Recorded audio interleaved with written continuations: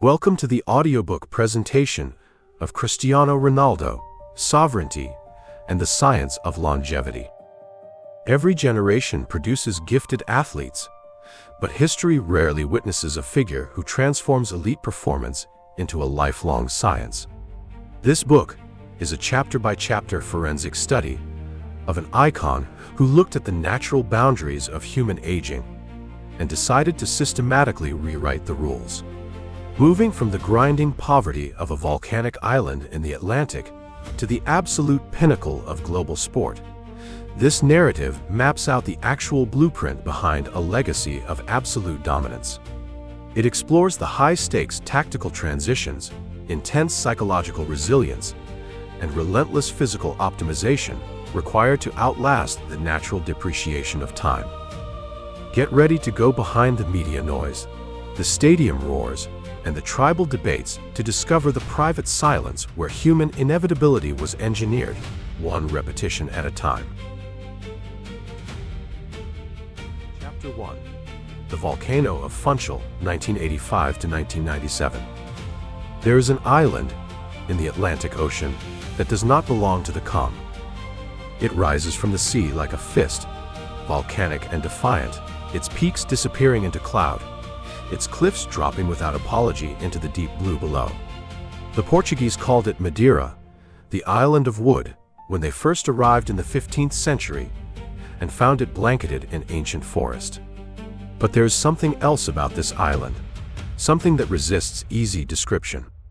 It is a place of extremes, of beauty so sharp it almost hurts, of poverty tucked behind bougainvillea, of ambition squeezed into narrow cobblestone streets, of people who live at the edge of the world, and because of that, learn early that the world does not come to them. They must go to it. It is here, on this island of contrasts, in the parish of Santo Antonio, in the city of Funchal, that our story begins. The year is 1985. The month is February. The 5th day.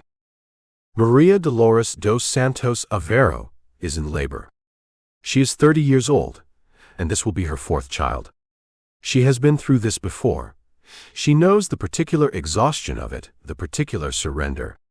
Her husband, José Dinis Aveiro, waits somewhere nearby, a man of gentle disposition and quiet restlessness, a man who tends the municipal gardens of Funchal by day and finds his comfort in the bottle by night. He is not a cruel man. He is simply a man at war with himself and losing. The child who enters the world on this February morning is small, unremarkable in size.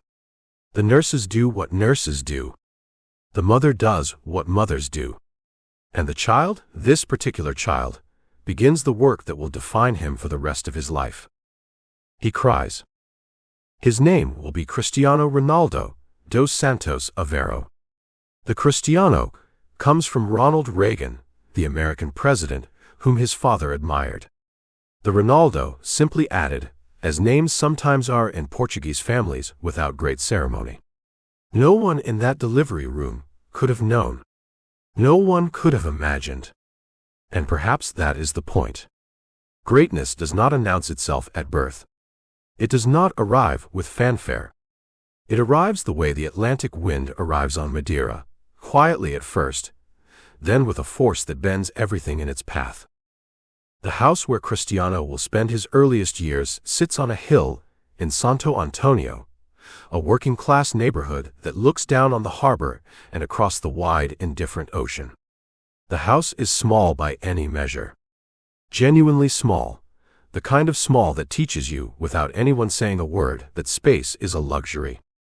The family of 6, for that is what they are now, lives in a way that requires constant negotiation. His older brother, Hugo, his sisters Elma and Liliana Katia, his mother and father. 6 people in a space that seems to shrink a little more with each passing season. There is no garden. There is barely a yard. What there is, instead, is a street. And on that street, a ball. Cristiano Ronaldo's relationship with the football begins before memory. It begins in that preconscious space of childhood where the body learns things the mind has not yet named. He kicks. He runs. He falls. He gets up. He kicks again. The other children in the neighborhood notice that there is something about this boy, something in the way he moves that is different, not yet definable, but different. He is faster than he should be. He is more determined than the game seems to require. When the other boys tire, he does not tire. When the game ends, he looks for another game. When there's no game, he plays alone. His mother, Dolores, watches this. She is a woman of iron practicality, raised in her own poverty, shaped by the particular hardness of working-class Madeiran life. She cleans houses. She cooks. She holds her family together with a tenacity that she passes almost genetically to her youngest son. She does not romanticize their situation. She knows exactly what they have and exactly what they do not have, and she moves through that knowledge with a clarity that is almost severe. But she also sees something in Cristiano. Something she cannot quite explain. She sees the way he is with the ball, the way it becomes an extension of him, the way he speaks to it without knowing he is speaking, the way the rest of the world seems to fall away when he is playing. She does not know what to call this yet.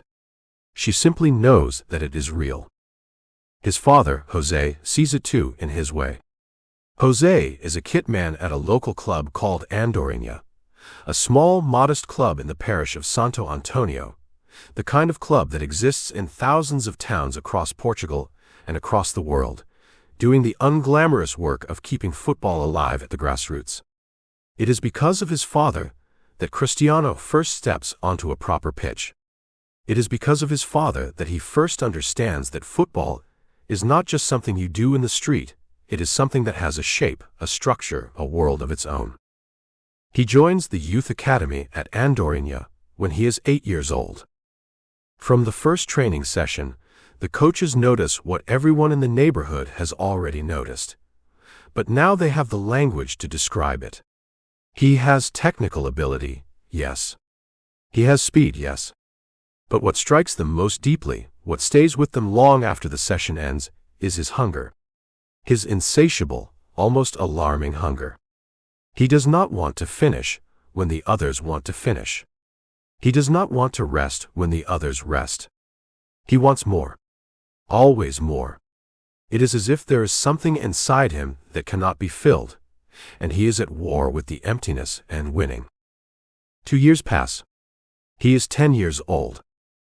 The scouts from Nacional, a larger club in Funchal, come to watch a match. Andorinha is playing. Cristiano is playing. And within minutes, within the first few minutes of the match, the scouts know. They have seen many children. They have watched many games. But this child is different. Not just in the way he moves, but in the way he wants. The wanting is visible. It radiates from him. It changes the character of the game around him. Nacional sign him. It is a step up. A real step up. The facilities are better. The coaching is more serious. The competition is sharper. And Cristiano, thrown into this new environment, does not hesitate, does not shrink, does not spend a moment feeling uncertain. He accelerates. He trains harder. He studies the older boys. He asks questions. He practices things alone, long after the session is finished, in the fading Madeiran light, on pitches that empty out around him while he stays working, always working. But there is another world running alongside this one, and it does not glitter. The family's finances are a constant, low-level emergency. This is important to understand. Not dramatic poverty. Not the kind of poverty that makes newspaper headlines, but the grinding, everyday poverty of a family that never quite has enough. The electricity sometimes cuts. The food is simple and sometimes scarce. New boots are not automatic. New anything is not automatic. Cristiano wears hand-me-downs. He knows what it means to want something material, and to be told gently but firmly that it is not possible. His father's drinking deepens through these years. José Dinis Avero is not violent. He is not threatening. He is simply absent in the way that addiction makes people absent. Present in the room, but somewhere else in the mind, somewhere the family cannot reach. Cristiano loves his father. This is clear in everything he will say about him in later years. The tenderness is real, the grief is real. But he also grows up understanding, in the voiceless way that children understand the unsayable, that he cannot rely on his father to build the world he wants. He must build it himself. His mother understands this too. And there is a conversation. Not one single conversation, but 100 small conversations, 1,000 small moments, in which Dolores Avero transmits to her youngest son something essential. You must work. You must not stop. You must want it more than they do. The world does not owe you anything. Take nothing for granted. Earn everything. She never says these things as a speech. She says them through the example of her own life, through the hours she keeps, through the stubbornness of her endurance. And her son receives them, metabolizes them, turns them into fuel. When Cristiano is 12 years old, he leaves Funchal for the first time. Sporting CP, one of the great clubs of Lisbon, one of the pillars of Portuguese football, has heard about a boy in Madeira. Word has a way of traveling, even across water when the word is extraordinary. Scouts are dispatched. Games are watched. And what they see confirms what the word has said. This boy is not just good for Madeira. This boy is not just good for the regional leagues of a small island. This boy is, they believe, something else entirely. He is offered a place at Sporting's academy, the Academia Sporting in Alcochete, outside Lisbon. It is an offer that contains everything and costs everything. To accept it means leaving Madeira, leaving his mother and father and siblings, leaving the street in Santo Antonio where he learned to play, leaving the only world he has ever known. He is 12 years old. He will travel 900 kilometers across the sea to a city he has never lived in, to sleep in a dormitory with boys he has never met, to be coached by people who do not know his name yet, to prove himself in an environment that will test him in ways the Madeiran streets never could. The goodbye is not glamorous. It is simply a mother and her son at a departure point, the Atlantic behind them, the mainland ahead. Dolores does not tell him, it will be easy. She has never told him, anything will be easy. What she tells him, in the particular language of their relationship, part word, part silence, part look, is that he can do this. That he is made for this. That she will be here when he needs her, and he should go. He goes. The dormitory at Sporting's Academy is not what anyone would call comfortable. It is functional. It is shared. It is full of boys from across Portugal, each of them talented, each of them selected, each of them believing, because they must believe, that they are going somewhere. The hierarchy of the dormitory is its own education. The older boys occupy a different world. The younger ones find their place, or they do not, and the ones who do not find their place eventually find their way home. Not everyone makes it. This is the first real lesson of the academia. Talent is common. The will to survive the process is rare. Cristiano is homesick in a way that is almost physical. He is 12 years old, and he has never been this far from his mother, never been this far from the volcanic green of his island. The mainland is flat in ways that feel wrong to him. The air is different. The light is different. He cries at night. He admits this, in later years, without embarrassment. He cries, and then he trains. He cries, and then he gets up. He cries, and then he kicks the ball. He kicks the ball because the ball is the one thing that does not change. The ball does not care about geography. The ball does not care that he is 900 kilometers from home. The ball responds to what he gives it, and what he gives it is everything, and the ball gives everything back. On the pitch, he is home. On the pitch, the homesickness lifts. On the pitch, he is exactly who he is supposed to be. The coaches at Sporting notice something that will become a recurring observation throughout his career, something that the people closest to him describe with consistent, almost reverent precision. He trains as though he is being watched by the entire world, even when no one is watching. He gives the same intensity to a Tuesday afternoon session with no audience that he gives to a match in front of thousands. His standards do not fluctuate with the circumstances. His standards are his standards, and they are non-negotiable, and they are entirely self-imposed. This is not a coached behavior. This is not something anyone told him to do. It comes from somewhere deeper, from the street in Santo Antonio, from the empty pitches of Andorinha after the other boys had gone home, from the long education in want that his childhood had provided. He knows in his bones that nothing is guaranteed. He knows that the distance between where he is and where he wants to be is measured not in talent but in work. And so he works. And then he works more. And then, when the working is done, he finds a little more. His accent marks him immediately among the other boys. The Madeiran dialect is distinct, musical, lilting, thicker than the Lisbon Portuguese that surrounds him now. Some of the boys tease him for it. This is the gentle cruelty of adolescence, the testing of edges, the finding of weak points. But Cristiano does not have weak points, or rather, he converts his weak points into strength with a speed that is almost alchemical. The teasing does not wound him. It catalyses him. If you have ever wondered where a certain coldness in his competitive gaze originates, that absolute refusal to be beaten, that incapacity for surrender, look here. Look at the 12-year-old boy in the dormitory, being laughed at for the sound of his voice, turning that laughter into a kind of fire that will burn quietly and consistently for decades. He is also, during these years, quietly different from the other boys in a way that becomes harder to ignore as time passes. He does not eat the way the other boys eat. He does not rest the way the other boys rest. He does not spend his free hours the way the other boys spend theirs. When they watch television, he stretches.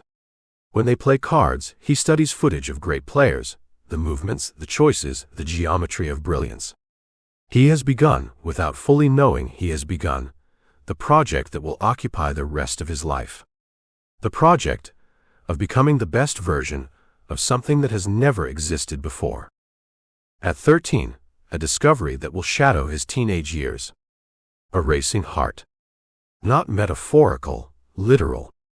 Cristiano is diagnosed with a heart condition, a cardiac arrhythmia that causes his heart to race erratically, sometimes without warning, during physical exertion.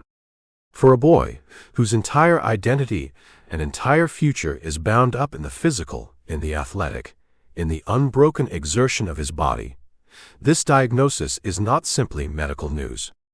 It is existential. He will need surgery. They tell him he will need surgery.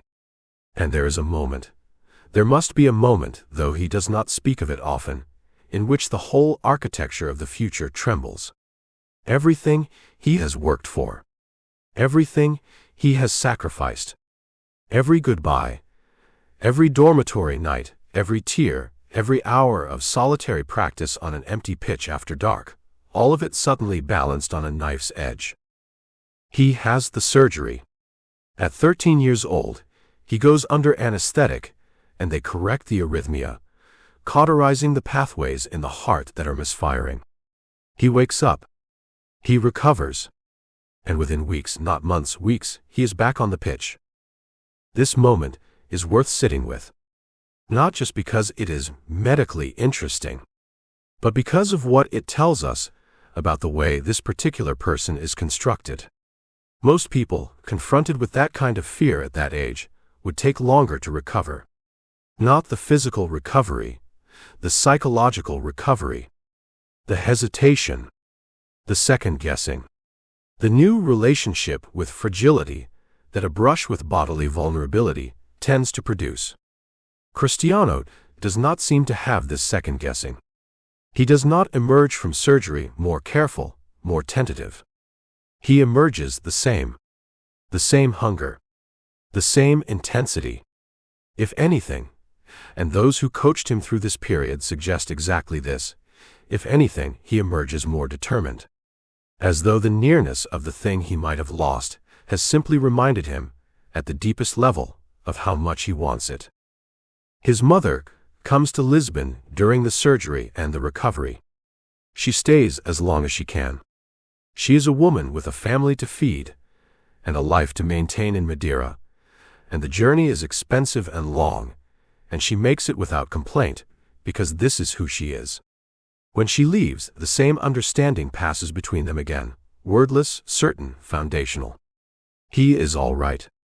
He will be all right. She will go home, and he will stay, and they will both keep going. And so he does. By the time he is 14, 15, the boys in the academy who once teased him have stopped teasing him. Something has shifted. The power dynamics of the dormitory, the unspoken hierarchy of the training ground, have reorganized themselves around a new reality. This boy from Madeira, the one with the strange accent and the restless hunger and the extraordinary feat, is not someone to tease. He is someone to watch. He is someone to learn from. He is someone who makes the rest of them better, simply by existing in the same environment, because his standards function like a kind of gravitational field, pulling everything around him upward. The coaches at Sporting talk among themselves. They have coached many young players over the years. They have seen talent in many shapes and sizes. But what they see in Cristiano Ronaldo, they struggle to contextualize, because it does not fit any existing template. The talent is extraordinary, yes. But the talent is almost secondary. The primary thing, the thing that distinguishes him most fundamentally from every other talented 15-year-old they have ever coached, is his relationship with improvement. He does not simply want to be good. He wants to be the best that has ever been. And he approaches that goal not with arrogance, not yet at least, but with a kind of methodical, almost scientific ferocity. He identifies weaknesses. In himself, specifically, not in others. He works on those weaknesses with the same intensity that he works on his strengths, which is unusual. Most gifted players lean into what they are already good at. Cristiano leans into what he cannot yet do. If his left foot is weaker than his right, he trains his left foot until the gap narrows. If his heading is not good enough, he works on his heading until it is good enough. If there is a space between what he is and what he wants to be, he fills that space with work, and he does it systematically, and he does it without complaining, and he does it alone if necessary, which it often is, because no one else is there when he decides it needs doing. The island of Madeira is still inside him. It has not gone anywhere. The volcanic defiance of the place, the way it juts from the sea, the way it refuses flatness, the way it insists on its own extraordinary verticality, is still in his body, still in his character. He carries Funchal with him, the way all of us carry the landscapes of our childhood. Not in photographs. In the way we hold our shoulders. In the way we respond to resistance. In the way we feel about giving up. He does not give up. He has never given up. He will not give up. In 1997, the year this chapter ends, Cristiano Ronaldo is 12 years old and already in Lisbon, already at Sporting, already deep inside the furnace of becoming. Back in Funchal, his mother continues to clean houses. His father continues to tend gardens and to wage his private war. His siblings grow up in the small house on the hill above the harbor. The Atlantic continues to move around the island, indifferent and enormous. But something has been set in motion. Something that cannot now be stopped. A boy from a volcanic island has decided, not in a single dramatic moment, but in 1,000 small, ordinary, unglamorous moments, that the world will know his name. And the decision has been made, in the only place decisions of this magnitude are ever truly made. Not in a stadium. Not in front of a crowd. Not in the gaze of a scout or the approval of a coach. In private. In silence. In the space between the last training whistle and the moment the lights go out on the pitch. Where a boy keeps working, because the work is never done, and because he knows, he is always known from the streets of Santo Antonio, from the volcanic soil of Madeira, from the particular education that poverty and love and hunger and loss provide, that everything he will ever have he must build himself, one repetition at a time in the quiet when no one is watching. That is where the story of Cristiano Ronaldo truly begins. Not in a trophy ceremony. Not in a record broken. Not in a crowd going mad with joy. Here. In the quiet. In the work. In the long, patient, furious, unrelenting act of becoming. The Lisbon Crucible and the Ablated Heart, 1997 to 2003. There is a particular kind of loneliness that belongs only to the gifted. It is not the loneliness of the outcast, nor the loneliness of the forgotten.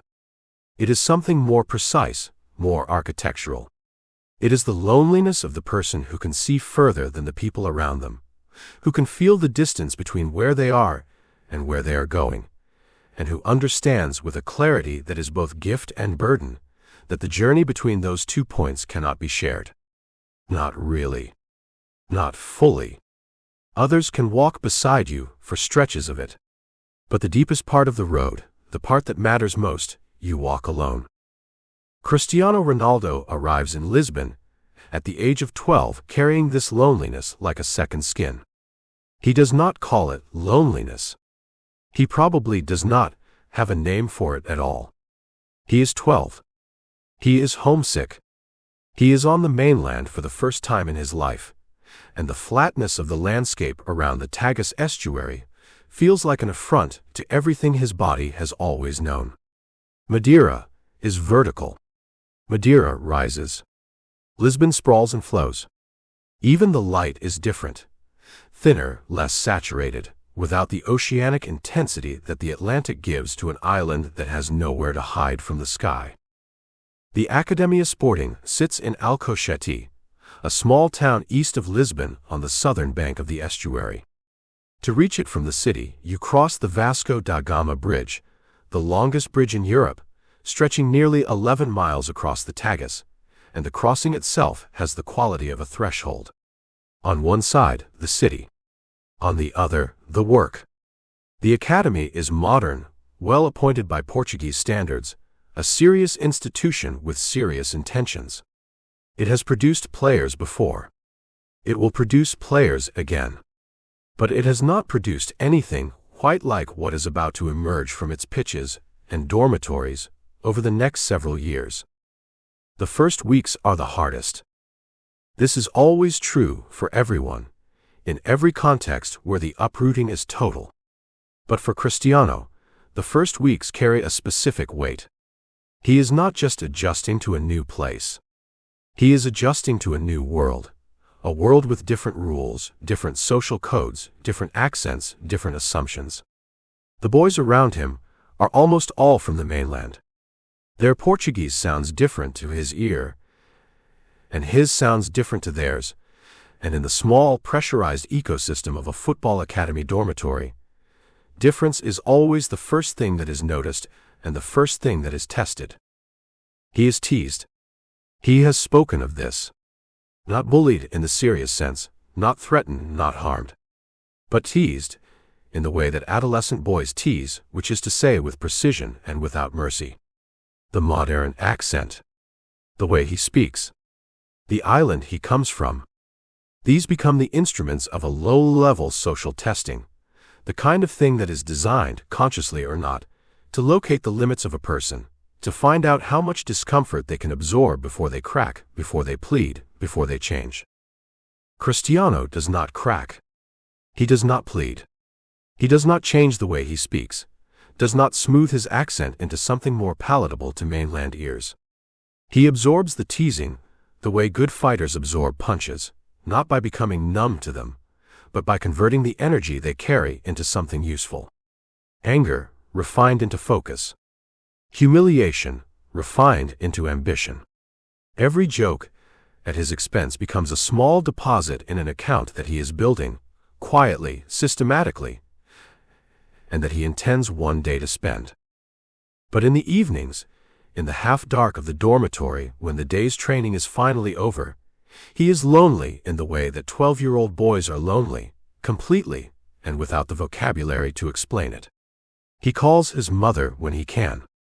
The calls are brief, because they are expensive, because money is still the background hum of his life, the constant low frequency beneath everything else.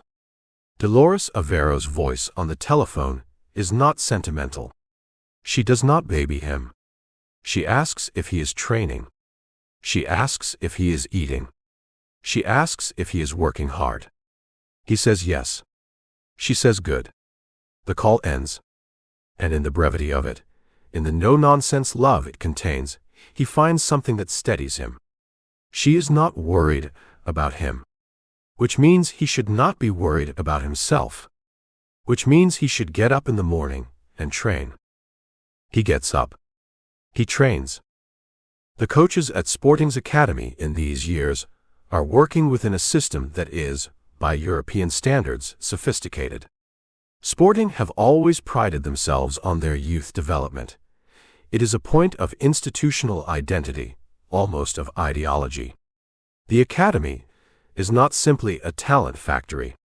It is a project of formation, aimed at producing not just footballers, but a certain kind of footballer. Technical, disciplined, tactically intelligent, representing the green and white with pride and with intelligence. Cristiano fits this project, and he exceeds it, and in exceeding it, he begins to create a category problem that the coaches have not encountered before. He is technically exceptional. This is clear to everyone within the first weeks, within the first sessions. His touch, his pace, his ability to manipulate the ball in tight spaces, these place him immediately in the upper tier of his age group. But his age group barely contains him, and within months the Academy is making decisions about where he belongs. He trains with boys older than himself. He competes with boys older than himself. He keeps up. He more than keeps up. And still, every session, after the organized work is done, he stays. He finds a ball.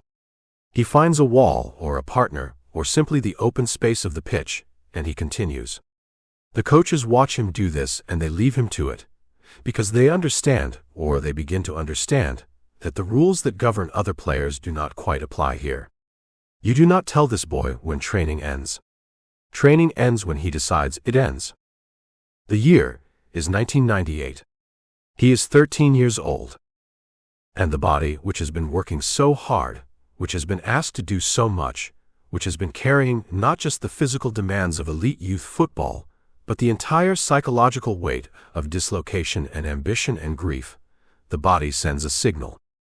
It begins as a feeling during training. Not pain, exactly. More like a wrongness. A racing, fluttering sensation in his chest that doesn't correspond to the effort he's making.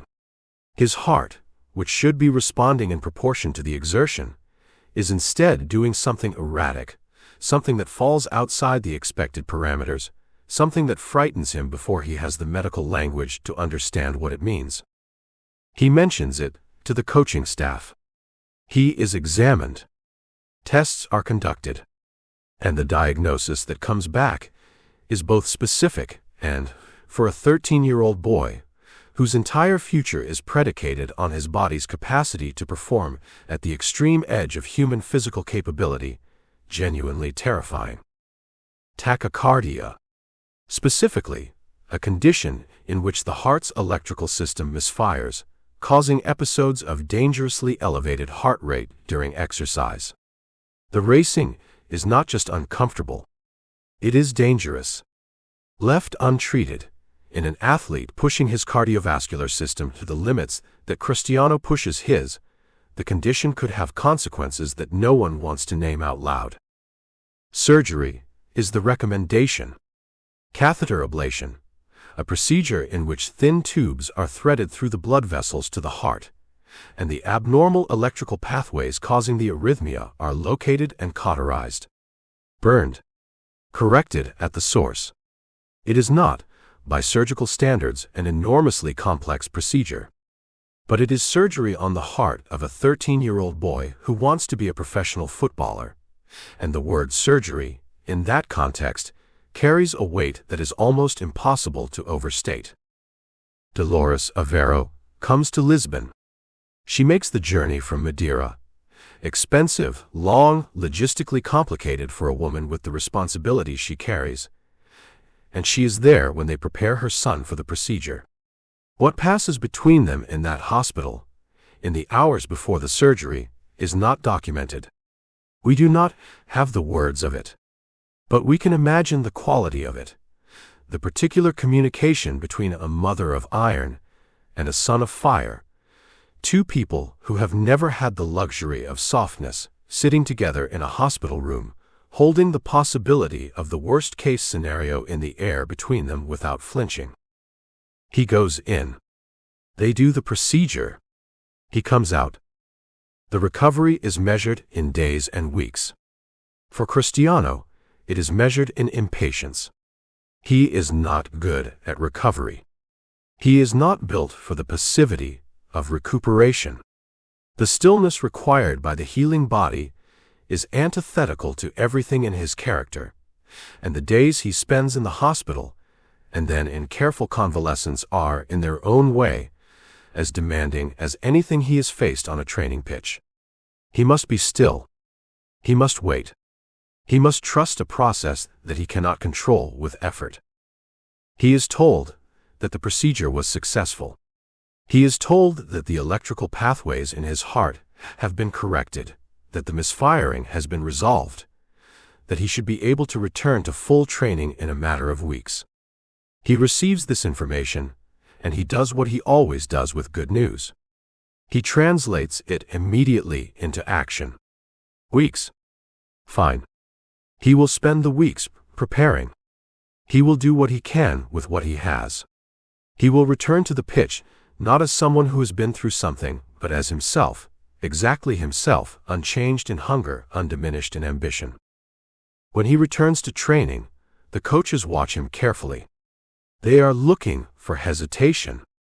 They are looking for the tentativeness that a cardiac scare in a 13-year-old tends to produce, the unconscious pulling back from full intensity, the body protecting itself with a caution that the mind hasn't authorized. They are watching for the shadow of fear. They do not find it. He trains as he has always trained. He pushes as he has always pushed. If there is any difference in him, it is in the direction of greater intensity, not lesser. The surgery has not made him careful. It has made him more himself.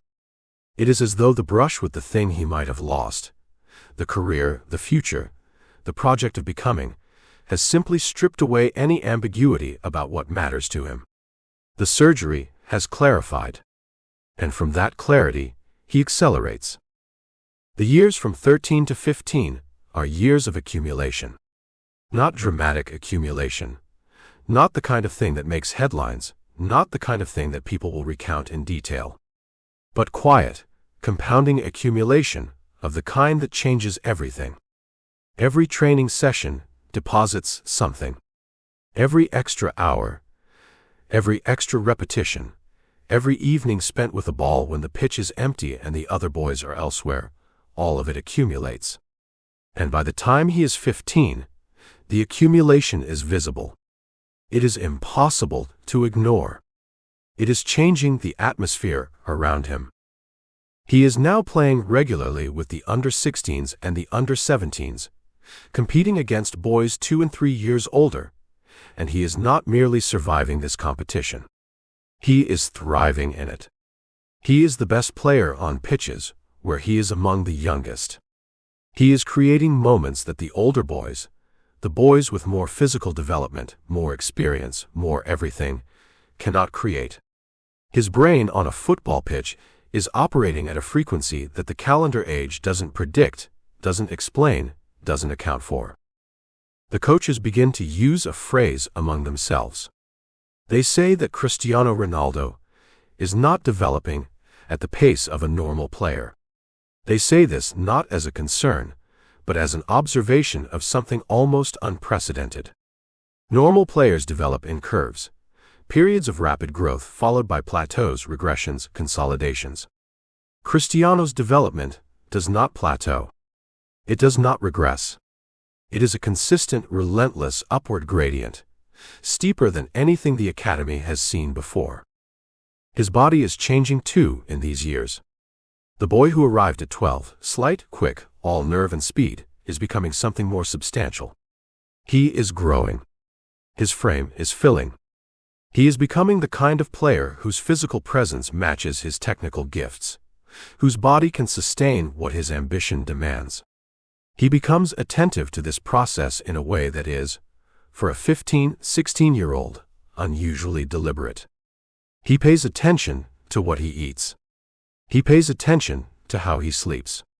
He begins to understand, in an intuitive way that will become more formalized and more scientific as he grows older, that the body is not just the instrument of football, it is the project.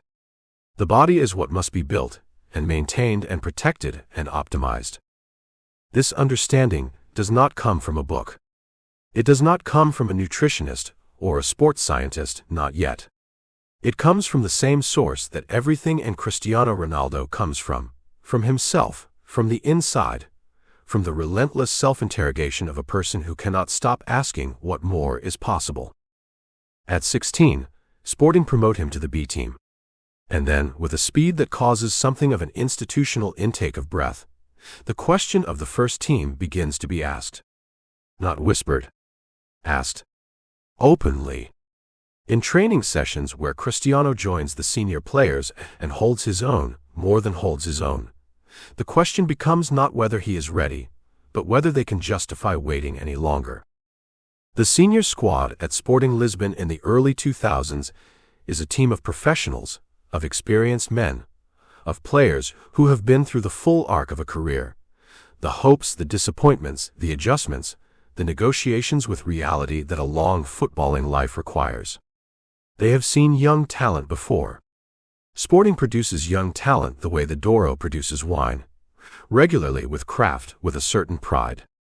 But when this particular 16-year-old trains with them, something different happens. Something that experienced professionals, men not easily impressed, find impossible to dismiss. He is better than most of them. Not in every dimension, not yet, not physically, not in experience or game intelligence or the particular wisdom of 10,000 competitive hours, but in pure ability. In the raw, startling fact of what he can do with the ball, what he can do at speed, what he sees when others do not see it. He is, plainly and simply, better than most of them. And they know it. And he knows it. And the knowledge, on his side, does not produce arrogance. It produces a kind of quiet, burning urgency. If he is already here, among these men, then the distance to the top is shorter than he thought. And if it is shorter than he thought, then there is no excuse for delay. The manager of Sporting's first team at this moment is Laszlo Belloni, a Romanian coach, a former international player, a man of considerable tactical intelligence and considerable personal authority. Belloni watches the 16-year-old in training with the focused attention of someone trying to solve an equation. The equation is this: how do you manage a talent of this magnitude at this age in a way that serves both the player and the club, that protects the long term without sacrificing the present? Belloni's answer is to introduce him carefully, to give him minutes.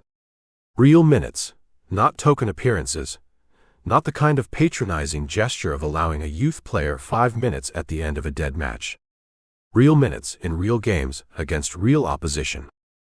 The 2001-2002 season sees Cristiano make his first appearances for Sporting's first team. He is 16, then 17. The appearances are limited, but they are significant, not just for what he does in them, but for the way he does it. There is no nervousness. This is the thing the people who are there consistently remark upon.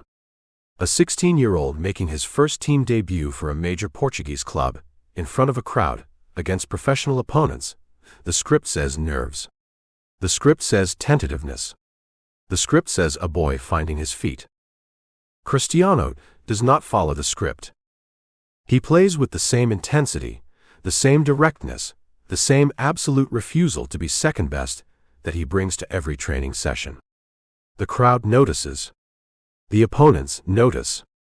The football world in Portugal, which is smaller and more intimate than the football worlds of England or Spain, begins to talk. There is a boy at Sporting. You should see him play. And then comes the season that changes everything. 2002-2003. Cristiano is 17, turning 18. He is now a regular presence in Sporting's first team training and increasingly in their competitive plans. The Portuguese league is his classroom, and he is learning fast, learning the rhythms of professional football, the physicality of it, the tactical complexity, the mental endurance required to perform week after week at the highest domestic level. But within the club, something else is happening. Something that goes beyond the matches, beyond the performances, beyond the accumulating evidence of a player becoming. The staff at Sporting, coaches, directors, scouts, the people who live inside the game and understand its currents, are beginning to make calls. Beginning to have conversations with clubs across Europe. Beginning to speak, carefully but with conviction, about a player who is ready for something larger than the Portuguese league. Ready perhaps for the largest stage in club football. The calls go to England. To Manchester. To a club that is, in the early 2000s, the dominant force in English football and one of the most powerful institutions in the global game. Manchester United, or coming to Lisbon. They are coming for a pre-season friendly, a match at the Estadio José Alvalade, Sporting's home ground, played in August 2003. These friendlies have a particular texture. The competitive edge is real, professional pride being what it is, but the result is secondary to the work. Managers use them to assess, to experiment, to gather information. Players use them to make arguments. Cristiano Ronaldo makes an argument. He makes it from the first whistle.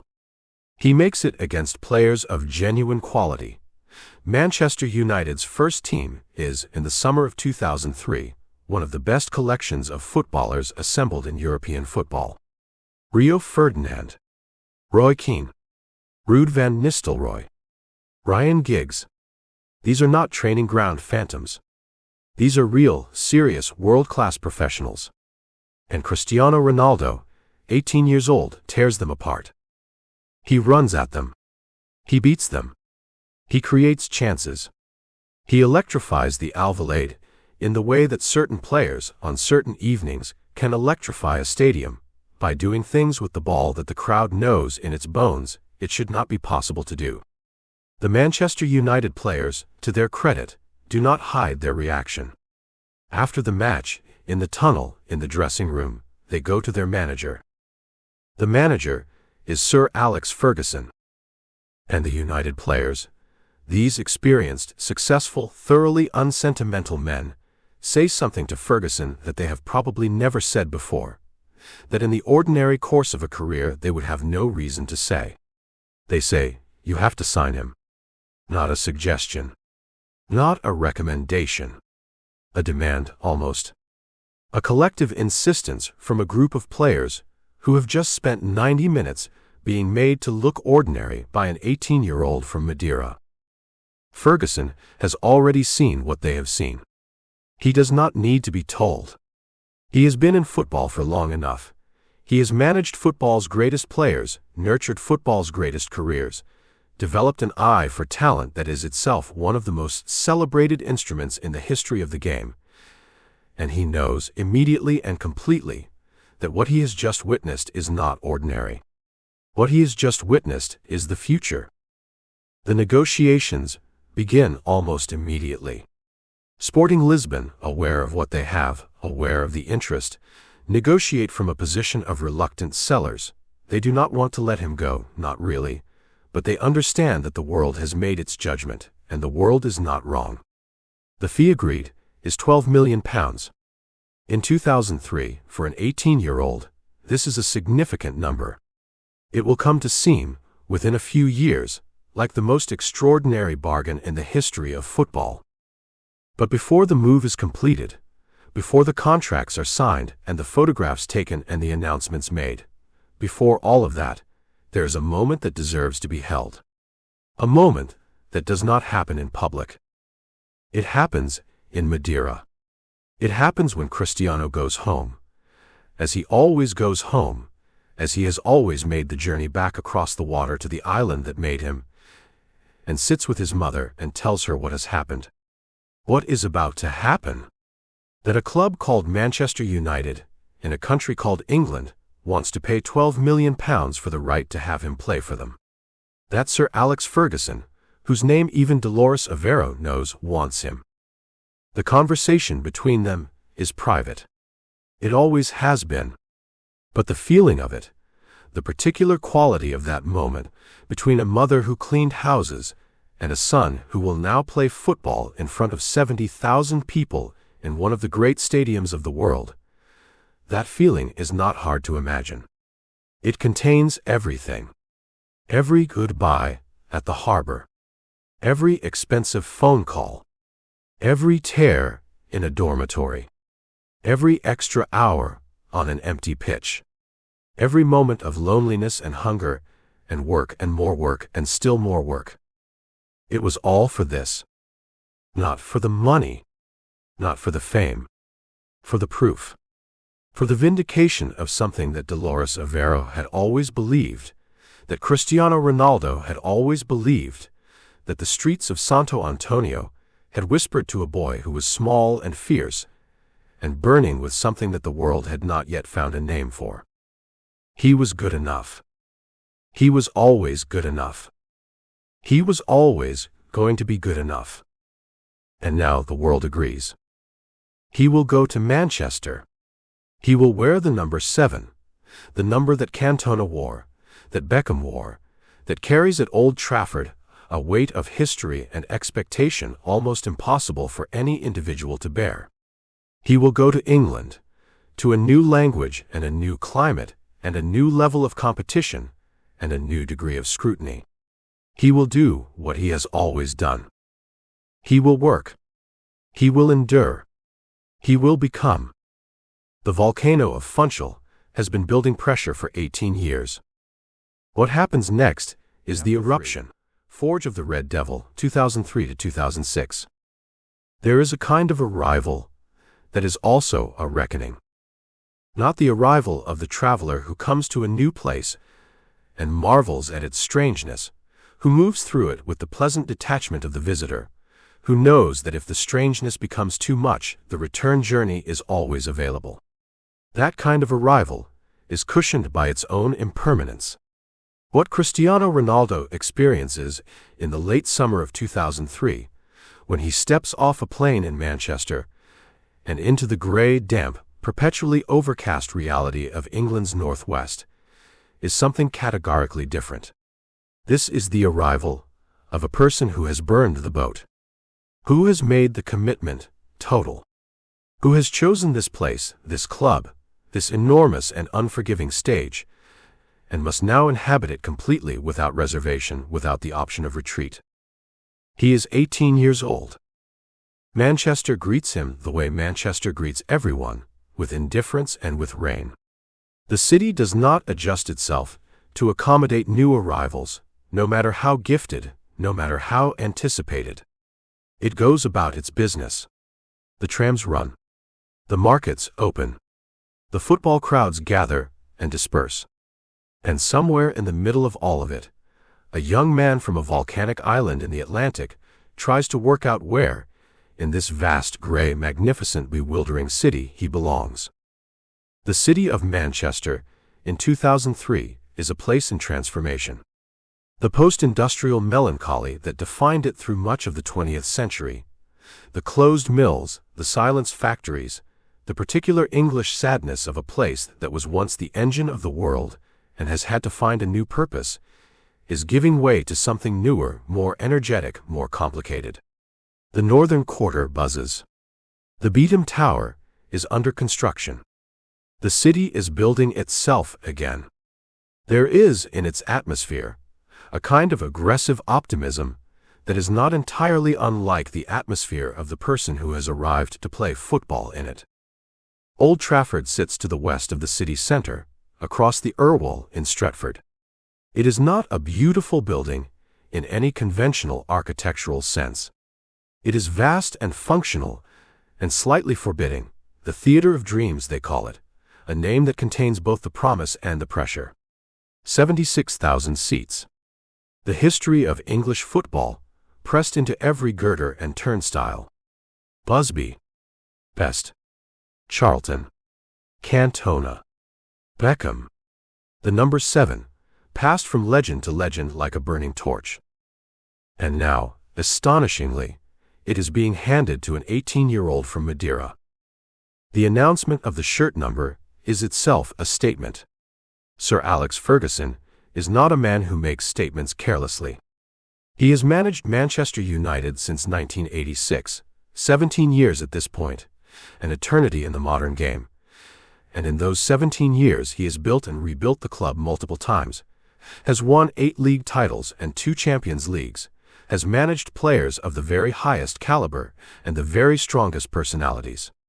He understands, better than almost anyone alive, what it means to give a young player a number that carries that weight.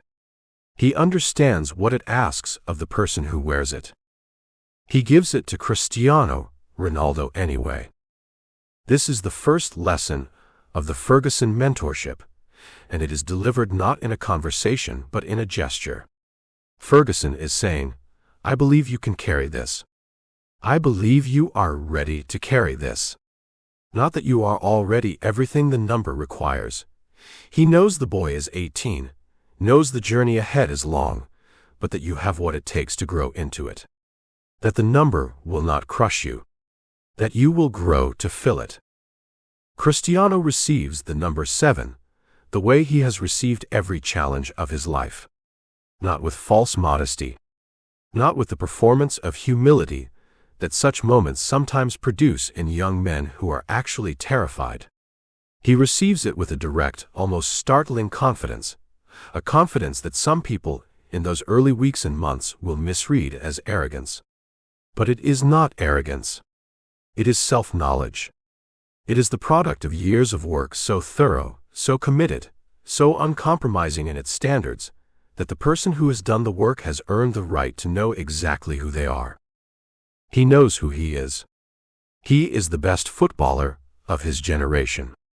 He does not know this yet, in the way that the world will eventually confirm it, but he knows it in the way that only he can know it, from the inside, from the accumulated evidence of every training session, and every match, and every extra hour, and every sacrifice. He knows what he is capable of, and he is ready to show it. But the Premier League is not Portuguese football, and this fact establishes itself within the first minutes of his first competitive appearance. The match is against Bolton Wanderers at Old Trafford on the 16th of August 2003. Cristiano comes on as a substitute in the second half. The crowd, 70,000 strong, receives him with the particular warmth of an Old Trafford welcome. Expectant, generous, already half in love with the idea of him from the reports of the Sporting Friendly, from the footage that has circulated, from the simple fact that Ferguson has bought him, and Ferguson does not buy badly. They are ready to be delighted. What happens in the next 45 minutes is not a delight in any simple sense. It is something more instructive than that. Cristiano is electric in the way that a live wire is electric. Dangerous, unpredictable, capable of extraordinary things, but also capable of going nowhere, of sparking against the ground without purpose. His skill is undeniable, even here, even against Premier League defenders who are faster and stronger and more experienced than anything he faced in Portugal. But the Premier League is not simply faster and stronger. It is also more cynical, more physical. more deliberately hostile to exactly the kind of play that Cristiano most loves, the direct running at defenders, the flicks and turns and pieces of individual brilliance that made him the talk of Lisbon. In the Premier League, defenders have a different philosophy. They do not attempt to win the ball cleanly and move on. They attempt to make the experience of playing against them so physically unpleasant, so consistently painful, that the player with the ball decides, at some unconscious level, to find somewhere else to be. Tackles that would be yellow cards in Portugal are common currency here. Contact that would draw a foul in the Primeira Liga is absorbed without comment, without whistle, without acknowledgement. The referees see differently. The defenders act accordingly. Cristiano is fouled throughout that first appearance. He is fouled throughout the weeks that follow. He is kicked and held and pulled and nudged and crowded and generally subjected to the full curriculum of Premier League physical education. And his reaction to this curriculum, which is initially to appeal for fouls, to express outrage, to look to the referee with the incredulity of a man who cannot believe that this is permitted, becomes itself a target. The opposing players notice that he reacts. And in professional football, reaction is weakness. Reaction is information. Reaction tells your opponent exactly where to press. The press are not kind. This, too, is an education. The British football press in 2003 is a world of a particular brutality, fast, opinionated, tribal, deeply suspicious of foreigners who arrive with large reputations and elaborate skill sets, deeply committed to a certain vision of what football should look like, what a footballer should be. The word most commonly applied to Cristiano in these early months is showboating. He does tricks. He does stepovers, elaborate, rapid, multiple stepovers that are genuinely dazzling to watch, but that English football in this era regards with a suspicion bordering on moral disapproval. The game, in the English tradition, is supposed to be direct, purposeful. The ball should go forward with intent. What is all this dancing? He reads these assessments. He probably should not read them, but he does. He is 18, and the newspapers are talking about him, and it is essentially impossible for an 18-year-old to resist the pull of their own press coverage, however damaging. The criticism does what criticism always does to a person of his particular psychological construction. It does not deflate him. It enrages him. And from the rage, as from everything else, he extracts fuel. But it would be dishonest to suggest that these early months are only about stubbornness and fuel. They are also about genuine, difficult, humbling adjustment. Cristiano Ronaldo, in the first half of the 2003-2004 season, is not a consistent force. He is a force in moments, in flashes of individual brilliance that remind everyone, including his opponents, why £12 million was spent. But between the flashes there are stretches of relative ordinariness, matches where the physicality overwhelms the technique, where the system doesn't quite accommodate what he offers, where he looks, at 18, like a boy who has been placed in a man's world slightly too early. The person who manages this situation, who holds Cristiano through this adjustment without either overprotecting him or throwing him in too deep, is Ferguson. And it is here, in this management, that the mentorship reveals its true nature. Ferguson is not a warm man, in any conventional sense. He is not the manager who puts his arm around you and tells you everything will be fine. He does not traffic in reassurance. What he offers is something more durable and more demanding than reassurance. He offers structure. He offers belief expressed not in words but in selection, in the fact of being chosen week after week, even when the performance has not fully justified the choice. And he offers, crucially, the one thing that a young player of extreme talent and extreme ambition needs more than any other. He offers honesty. Ferguson pulls Cristiano aside, in those early months, with a regularity that becomes its own form of instruction. The conversations are private. They will remain private, revealed only in fragments through later interviews and memoirs. But their character is consistent. Ferguson tells him, without softening, what he is doing wrong.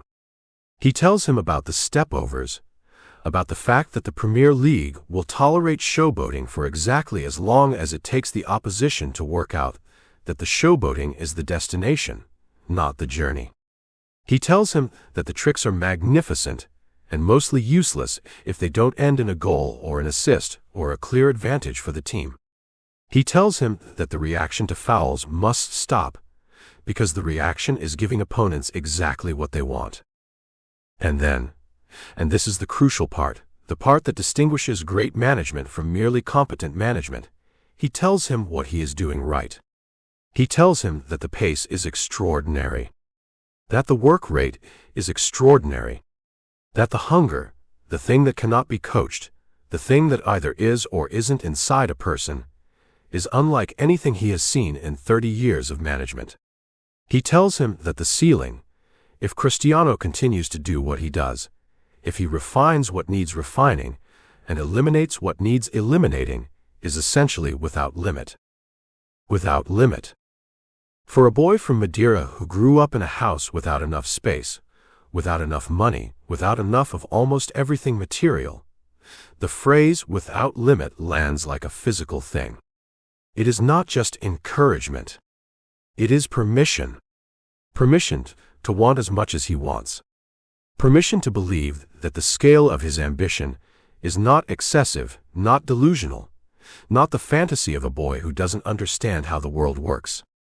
Ferguson is telling him that the world can contain what he wants from it, that there is room.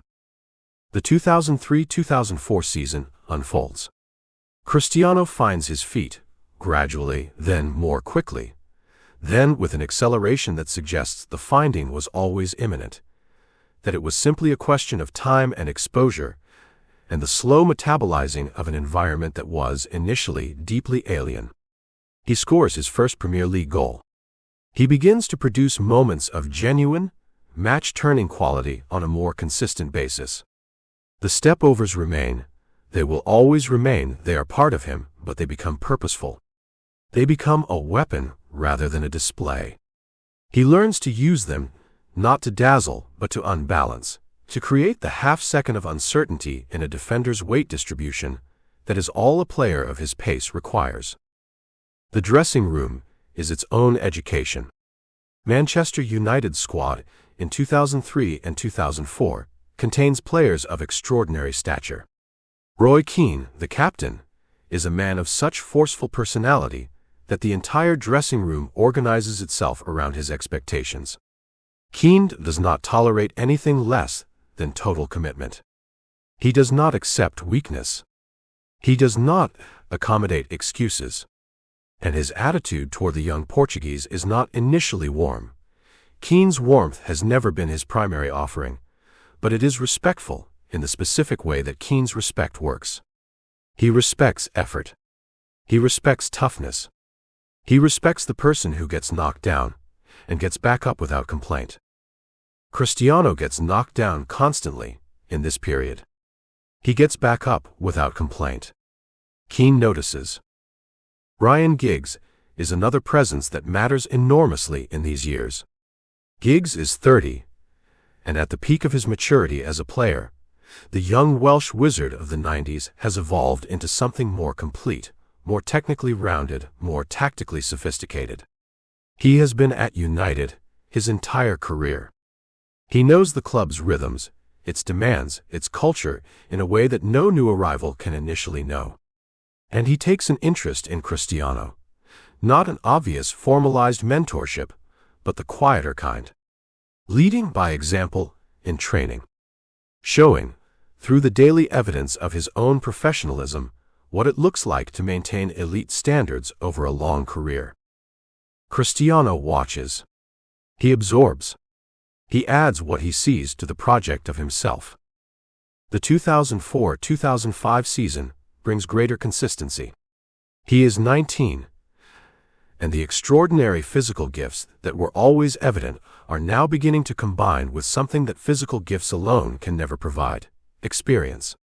The experience of having been kicked and having gotten up, of having been criticized and having continued, of having failed to produce in a match and having come back the following week and produced.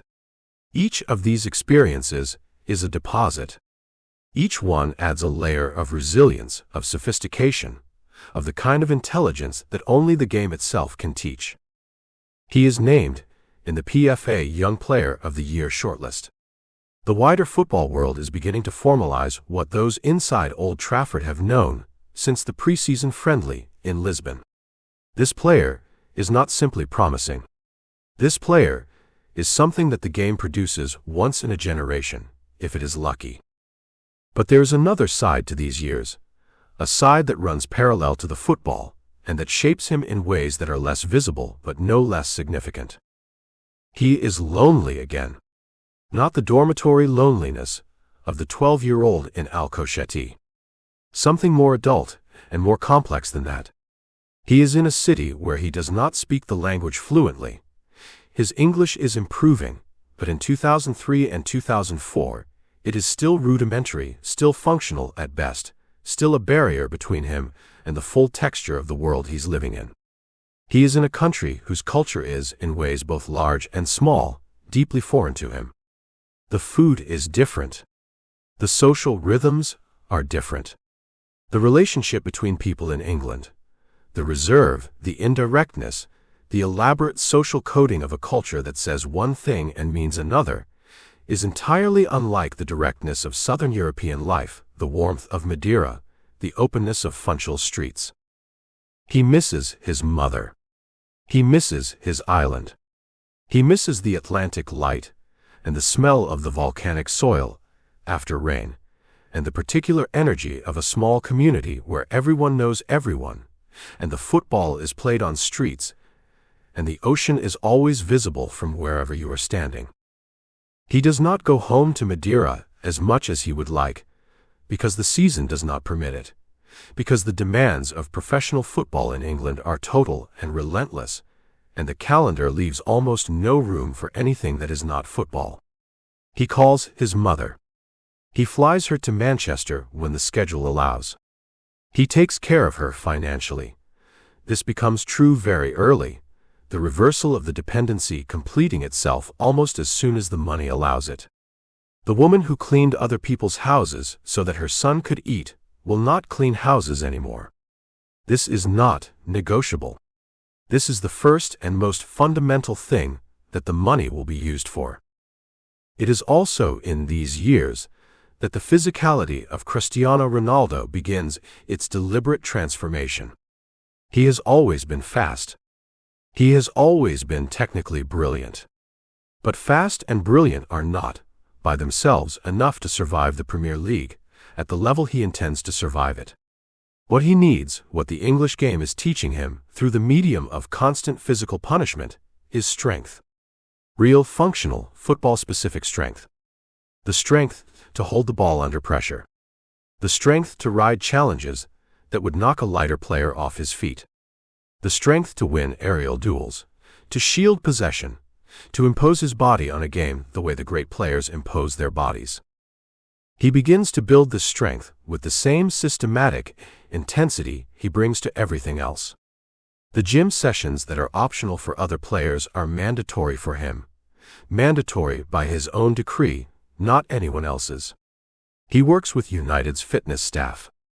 He works alone in the evenings when the collective sessions are finished. He researches. He asks questions. He develops, through trial and a great deal of error, an approach to physical preparation that goes far beyond what the club requires and reflects instead what he requires.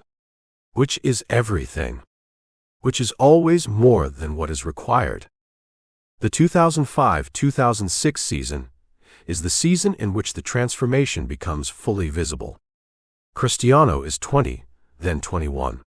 He is no longer adapting to the Premier League. He is operating within it as a dominant force, as one of the most dangerous and most difficult to contain players in the country. The goals are coming more regularly. The assists are coming more regularly. The moments of individual quality that were always present are now arriving with a consistency that changes the way opponents prepare for Manchester United. Teams begin to construct their tactical plans around him. How do we stop number 7? The question becomes central to opposition preparation, which is itself a form of tribute, the highest compliment that professional football can pay. When the game plan is organized around neutralizing you, you have arrived. You are the problem to be solved. And Cristiano, who has spent his entire life refusing to be solved, responds to this tactical attention the way he responds to everything. He works harder. He finds new angles. He adds dimensions. He becomes, deliberately and systematically, more difficult to contain than he was the previous week. Ferguson watches all of this with the satisfaction of a man who has made a bet and watched it pay off, but also with something more than satisfaction, with a kind of wonder perhaps. He has managed great players. He knows what great players look like in training, knows the difference between the player who performs brilliantly in matches and coasts through sessions, and the player who brings the same standards to everything.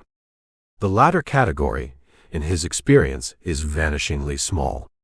It contains very few people. Cristiano is in that category. Emphatically, unmistakably in that category. There's a story, told by Ferguson himself in interviews and in his memoirs, about finding Cristiano on the training pitch alone late in the evening, long after the squad session had ended, working on a specific aspect of his free kick technique. Not casually working, rigorously working with the intensity of a session, testing different approaches, analyzing the results, adjusting, testing again. Ferguson watched for a while without interrupting. He did not announce himself. He simply stood at the edge of the pitch and watched a 20-year-old man pursue excellence in private, with no audience, with no one to perform for, with nothing but the work and the ball and the gathering dark. He left without saying anything. He did not need to say anything. He had seen what he needed to see. He had confirmed what he already knew. This player was different in kind, not just in degree. The difference between Cristiano Ronaldo and other talented footballers was not the talent. Talent is common. Talent is the baseline. Talent is what gets you to Old Trafford in the first place. The difference was this: the late evening, the empty pitch, the private session with no audience, the absolute refusal to accept that the day's work was sufficient. It is never sufficient. Not for him. Not then, not ever. The forge is at its hottest in these 3 years. The Red Devil is being made in the heat of the Premier League, and the cold of Manchester's winters, and the daily demanding instruction of Ferguson's management, and the accumulated education of 3 seasons against the best defenders in England. The boy who arrived at 18 with extraordinary gifts but incomplete understanding is becoming, by 21, a complete footballer. Not yet the finished article. He will always insist that there is no finished article, that completion is a destination that recedes the closer you approach it. But complete enough that the next phase, the phase of true, undeniable historical dominance, is now not a question of whether, only of when. The volcano has been building since Funchal. The forge has been doing its work since Lisbon. Manchester has provided the final, essential ingredient. Not fame, not money, not recognition, though all of these are coming, are already at the edges of his life. What Manchester has provided is resistance.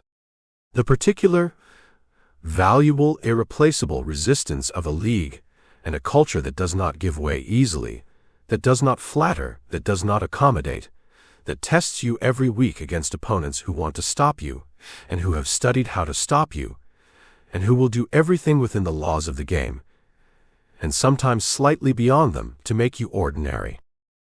Cristiano Ronaldo has faced this resistance for 3 years, and he has not become ordinary. He has become, in the heat of it, something rarer. He has become inevitable. The Golden Ascent of Manchester, 2006 to 2009. There is a moment in the life of every great athlete when preparation becomes performance. Not gradually, not incrementally, but all at once, like a door opening onto a landscape that was always there, waiting, fully formed, requiring only the right hand on the right handle at the right moment. The years of work do not disappear into the past. They convert. They become the present. They become the expression. They become the thing that the world watches with its mouth open and its breath held and its vocabulary suddenly insufficient. For Cristiano Ronaldo, that door opens in the autumn of 2006. He is 21 years old. He has spent 3 seasons in Manchester absorbing what needed to be absorbed, building what needed to be built, enduring what needed to be endured. The adaptation is complete.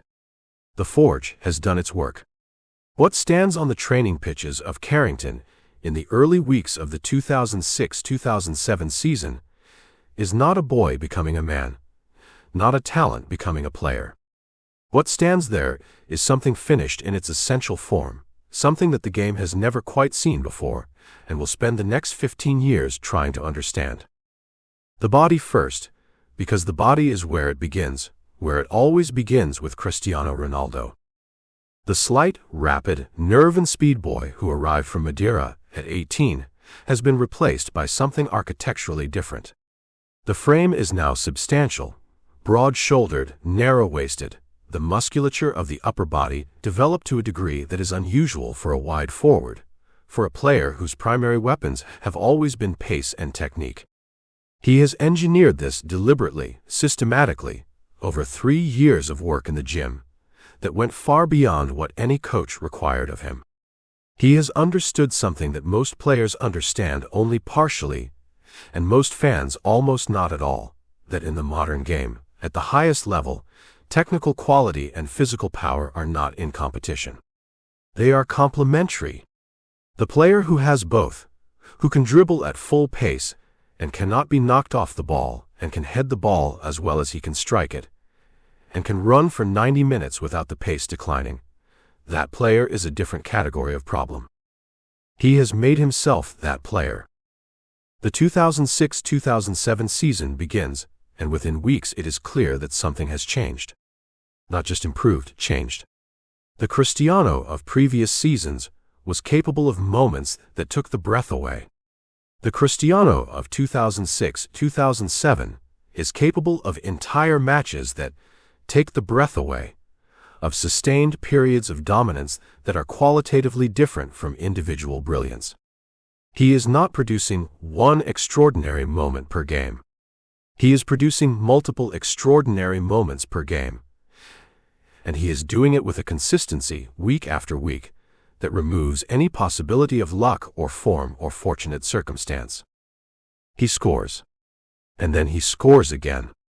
And then he scores in a way that no one expected him to be able to score, with his head, from a free kick, from distance, with his weaker foot. Each new method of scoring, a small declaration that the catalogue of his threat is not yet complete, that there are still dimensions being added, that the thing you prepared for last week will not be the thing he does to you this week. He finishes the season with 23 league goals. For a wide forward, for a player not operating as a central striker, this is extraordinary. For a 22-year-old, it is almost absurd. Manchester United win the Premier League title. It is Ferguson's 9th. It is Cristiano's 1st. He collects it with the particular satisfaction of a person who knows exactly what it cost, who can trace the price of the thing back through 3 years of adaptation and resistance and private work on empty pitches in the fading Manchester light. The medal is not just a medal. It is a receipt, proof of payment rendered in full. But even as the celebrations play out, even as Old Trafford closes out the season with the particular warmth of a title party, Cristiano's mind is already elsewhere, already asking the question that it always asks. What is next? What is harder? What is the ceiling? And how do I find it? And when I find it, how do I raise it? The answer is the 2007-2008 season. If the 2006-2007 campaign was the announcement, the 2007-2008 season is the statement. It is the season in which Cristiano Ronaldo does something that the Premier League has not seen before and may not see again. A campaign of such sustained, commanding, almost preposterous individual quality that it redefines what a single player can mean to a team, what one person can contribute to the collective, how completely a football club can be organized around and elevated by a single human being at the peak of his powers. He scores 42 goals in all competitions. 42. In a single season. As a wide forward. As a player who is, in theory, one component of a collective system, one piece of a machine that includes Wayne Rooney and Carlos Tevez and Paul Scholes, and the full architectural complexity of a Ferguson team. And yet the numbers say what the numbers say. 42 goals. 18 assists. A contribution so enormous that it reshapes the statistical landscape of what is considered possible. The goals themselves deserve description, because they are not all the same, and the variety of them is part of what makes the season so remarkable. There are the free kicks. Cristiano's set-piece delivery in this period reaches a level that places him among the best dead ball specialists in the history of the game. The technique is by now famous. The wide stance, the slight delay before the run-up, the almost perfectly straight trajectory of the kick itself that sends the ball on a path designed to dip and swerve in ways that goalkeepers find genuinely structurally difficult to anticipate. He scores free kicks from distances that other players do not attempt.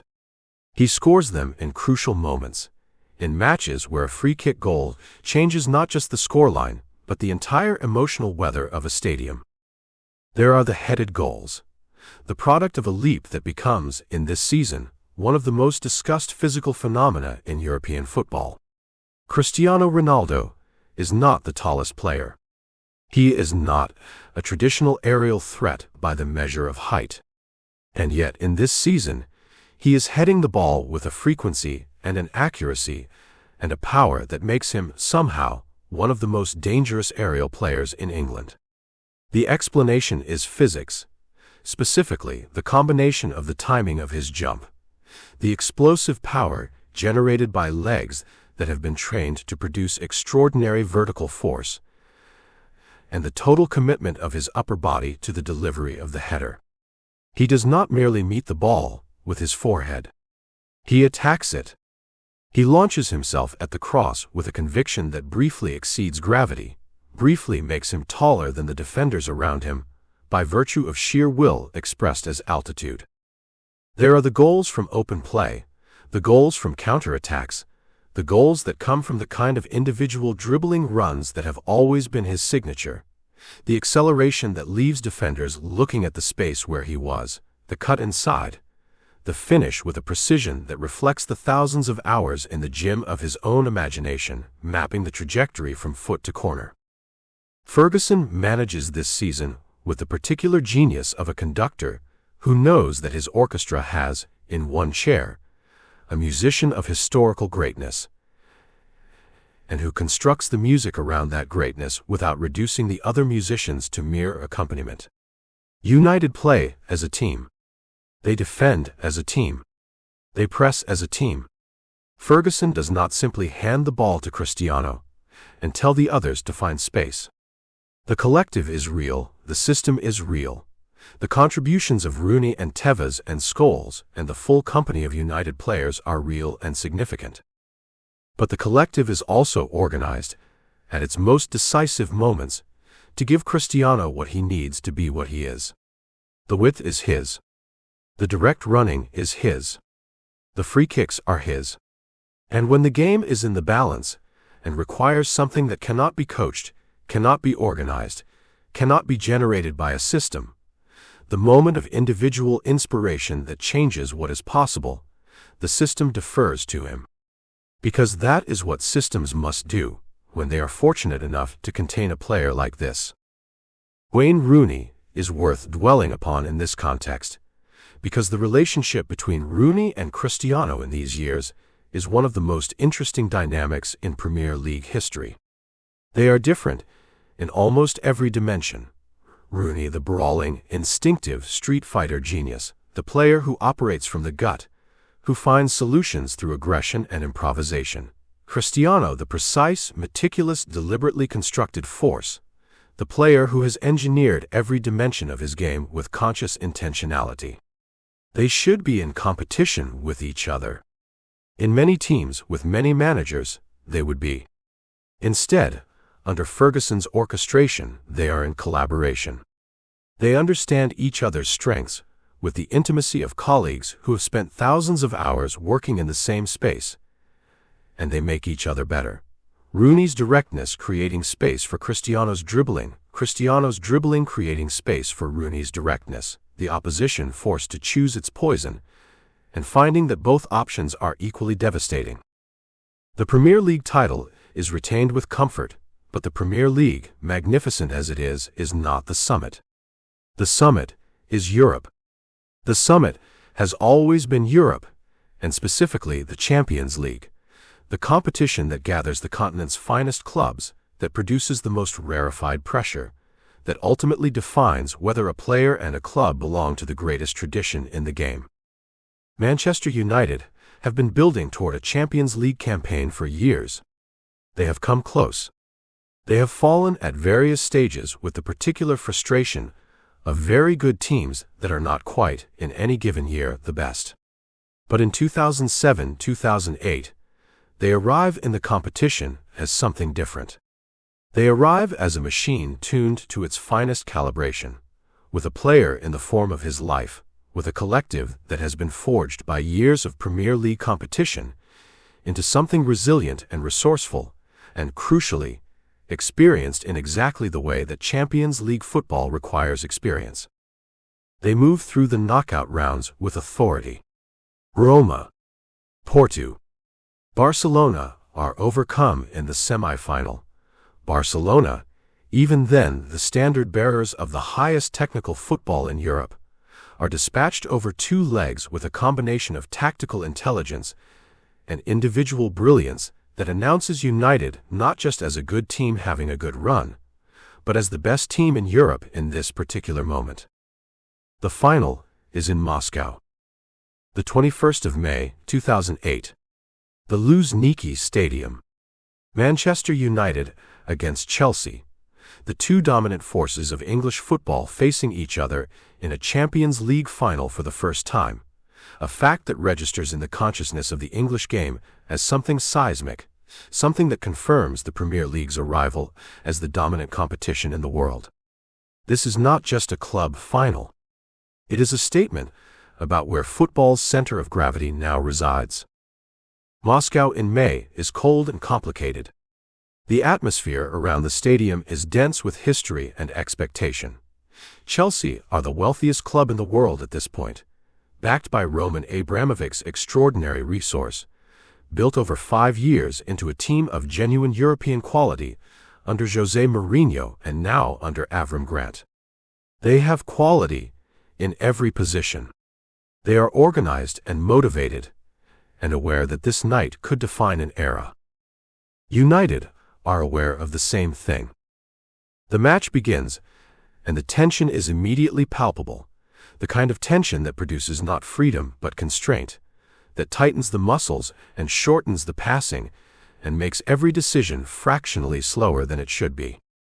Both teams are playing within themselves slightly, the weight of the occasion pressing down on the quality, the fear of losing marginally larger in those early minutes than the desire to win. And then, in the 26th minute, Cristiano Ronaldo rises at the far post from a West Brown cross and meets the ball with a header that is the product of everything, of the training, the timing, the explosive leap, the absolute commitment, and sends it into the Chelsea net with a force and an authority that belongs not to a match in the balance but to the conclusion of an argument.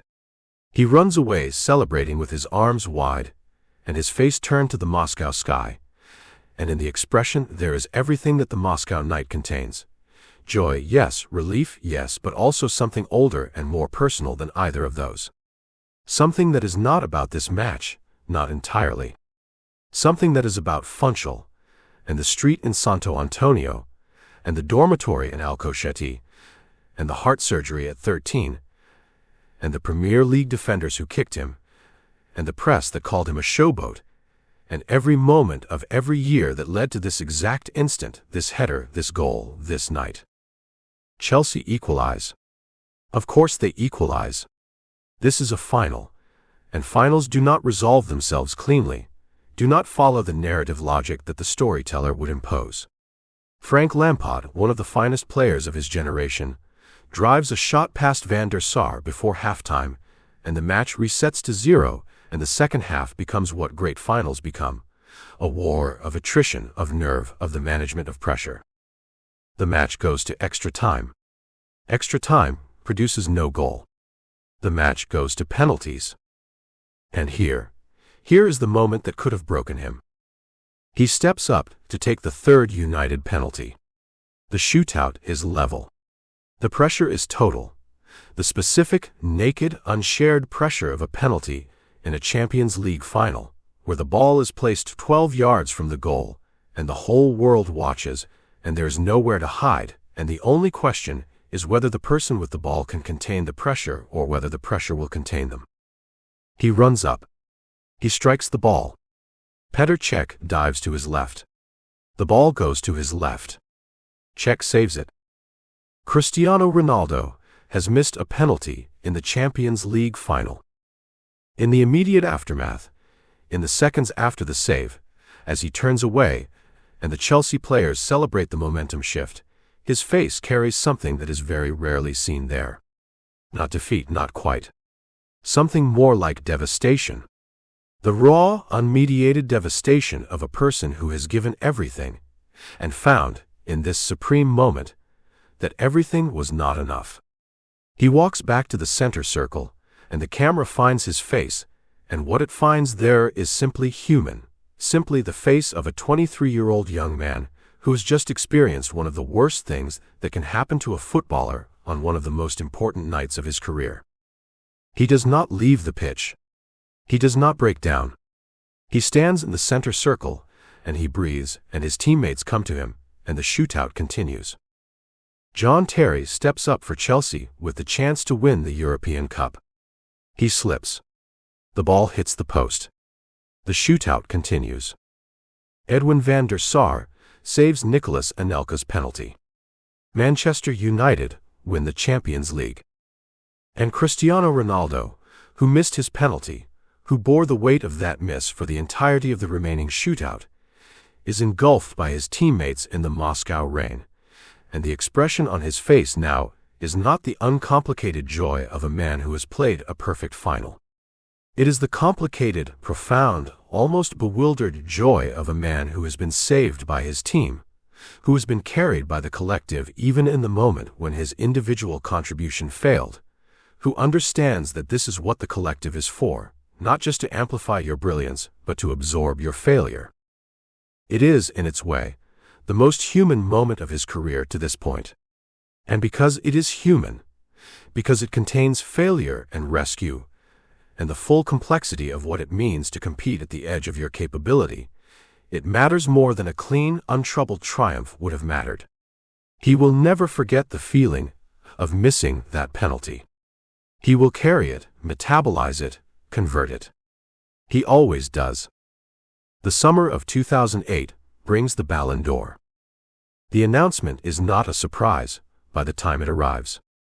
The season he has just produced, 42 goals, 2 trophies, a Champions League winner's medal, constitutes, by any objective measure, the most complete individual campaign of the 2007-2008 European season. The question is not whether he deserves it, but how much he deserves it, and the voters answer by giving it to him with a margin that reflects the clarity of the case. He receives it at 23 years old. He is the youngest player to win the award since Ronaldo, the Brazilian Ronaldo, the other Ronaldo, the one whose name he partly carries from his father's admiration, won it in 1997. He holds the golden ball in his hands, and the weight of it is the weight of everything that has been built and broken and rebuilt over the past decade. The weight of Madeira and Lisbon and Manchester. The weight of surgeries and lonely dormitories and rain and Premier League tackles and the Moscow night. He is not done. This is critical to understand. The Ballon d'Or is not, for him, a culmination. It is a data point. Evidence that the project is on course. Evidence that the direction is correct, that the standards are correct, that the approach, the relentless, uncompromising, never sufficient approach, is producing the results it should produce. He files the information. He continues working. The 2008-2009 season sees him sustain, at a high level, what the previous season produced.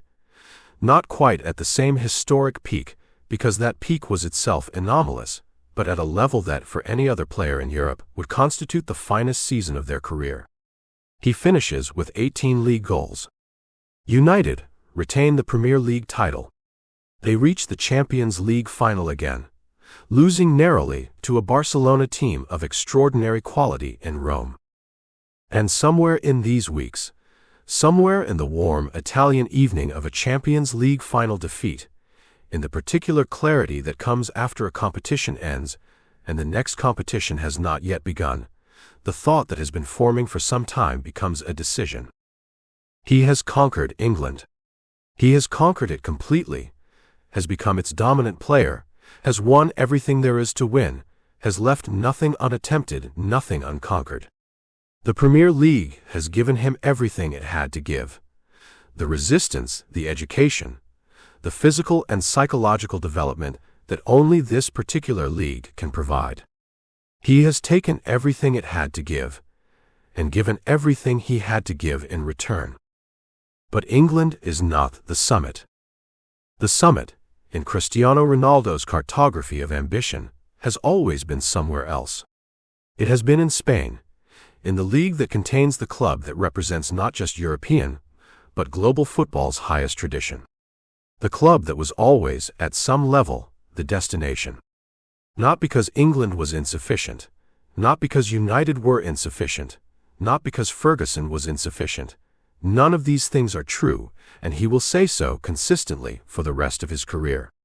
But because the project of becoming the best that has ever been requires, at some point, the largest possible stage. Real Madrid is the largest possible stage. Madrid is calling. He can hear it. And Manchester, for all its magnificence, for all it has given him, and all he has given it, for the golden years that are now part of the permanent record of the game, Manchester is not where this story ends. It never was. It was always where this story learned to breathe. Galactico Genesis and the Great Rivalry, 2009 to 2013. There are transfers in football, and then there are events. Most transfers are transactions. A player moves from one club to another, money changes hands, a press conference is held, photographs are taken, and the world absorbs the news and moves on within a news cycle or two. The machinery of the game processes the information and files it, and the next story arrives. This is the ordinary rhythm of the market, the background hum of professional football's endless commerce. And then there are moments that stop the rhythm entirely. Moments that do not fit inside a news cycle because they are too large for one, too consequential, too freighted with meaning and implication, and the particular electricity that attends the confluence of the right player and the right club at the right historical moment. These moments do not simply change a team's fortune. They change the game's conversation. They reset what is considered possible. They announce, with the force of something irrefutable, that what we thought we knew about football's upper limits requires revision. The summer of 2009 is one of those moments. The transfer of Cristiano Ronaldo from Manchester United to Real Madrid for £80 million is, at the time of its completion, the most expensive transfer in the history of football. It shatters the previous record by a distance that is itself part of the statement. It is not a marginal increase, not the modest increment of a competitive market finding its price. It is a declaration, from Real Madrid, from their president Florentino Perez, from the club's entire institutional self-conception, that this player exists in a category that the existing market has not properly priced, that the existing language of football commerce cannot adequately describe. 80 million pounds. The number travels around the world in hours. It is discussed in languages that Cristiano does not speak, in countries where football is a minor interest, in contexts entirely removed from the game itself, because the number has transcended football and become a cultural fact, a data point about value and ambition, and the particular madness of the modern game that anyone, anywhere can understand without knowing anything about who scored what for whom. Cristiano Ronaldo has a number attached to him now, a number that is, in itself, an argument. That says, this is what he is worth. This is the price of his presence. This is what the most powerful club in the world believes one person, one specific, irreplaceable, unrepeatable human being, can contribute to an institution. For a boy from Funchal, who grew up in a house where money was the background frequency of insufficiency, where boots were not automatic, where the electricity sometimes cut, the number has a resonance that goes far beyond market valuation. It is the final, definitive, numerically precise answer to every doubt that was ever expressed about him. By opponents, by critics, by the Premier League press, by anyone who watched the 12-year-old leave Madeira and thought privately that this was probably too much, too far, too ambitious for a boy from a small island at the edge of the Atlantic. He is worth 80 million pounds. The world has decided. He arrives in Madrid in July 2009, and the city receives him in a manner that has no real precedent in football history. The presentation at the Santiago Bernabéu is not a press conference. It is, in every meaningful sense, a spectacle. 80,000 people filling the great stadium, not for a match but for a moment, for the act of witnessing, for the communal validation of the extraordinary. They fill the seats and the standing areas, and they chant his name, and they hold scarves and flags, and the noise they make is the noise of a city that has decided, before he has kicked a ball for them, that he is already theirs. He walks out onto the Bernabéu pitch in civilian clothes, in a white shirt, in the colors of the club he is joining, and the roar that greets him is the roar of 80,000 people expressing not just welcome but vindication. Real Madrid believe that they have just acquired the best player in the world. The 80,000 people in the stadium believe it. And the man walking onto the pitch, who has believed it for longer than any of them, who has been building toward this moment through every session on every empty pitch, in every fading light since Funchal, he raises his arms and receives the noise, and the moment is complete. But the moment is only a moment. And Cristiano Ronaldo is constitutionally allergic to resting in moments. The work of adaptation begins immediately, and it is more complex than the outside world appreciates. Spain is not England. La Liga is not the Premier League. The differences are not simply stylistic. They are philosophical, architectural, rooted in a different understanding of what football is for and how it should be played. The Premier League is physical, direct, confrontational. It rewards pace and power and the willingness to impose. La Liga is technical, positional, spatially sophisticated. It rewards intelligence and touch, and the ability to operate in compressed spaces where the premium on every touch is higher because the time available is shorter. Cristiano has the technique for La Liga. This has never been in question.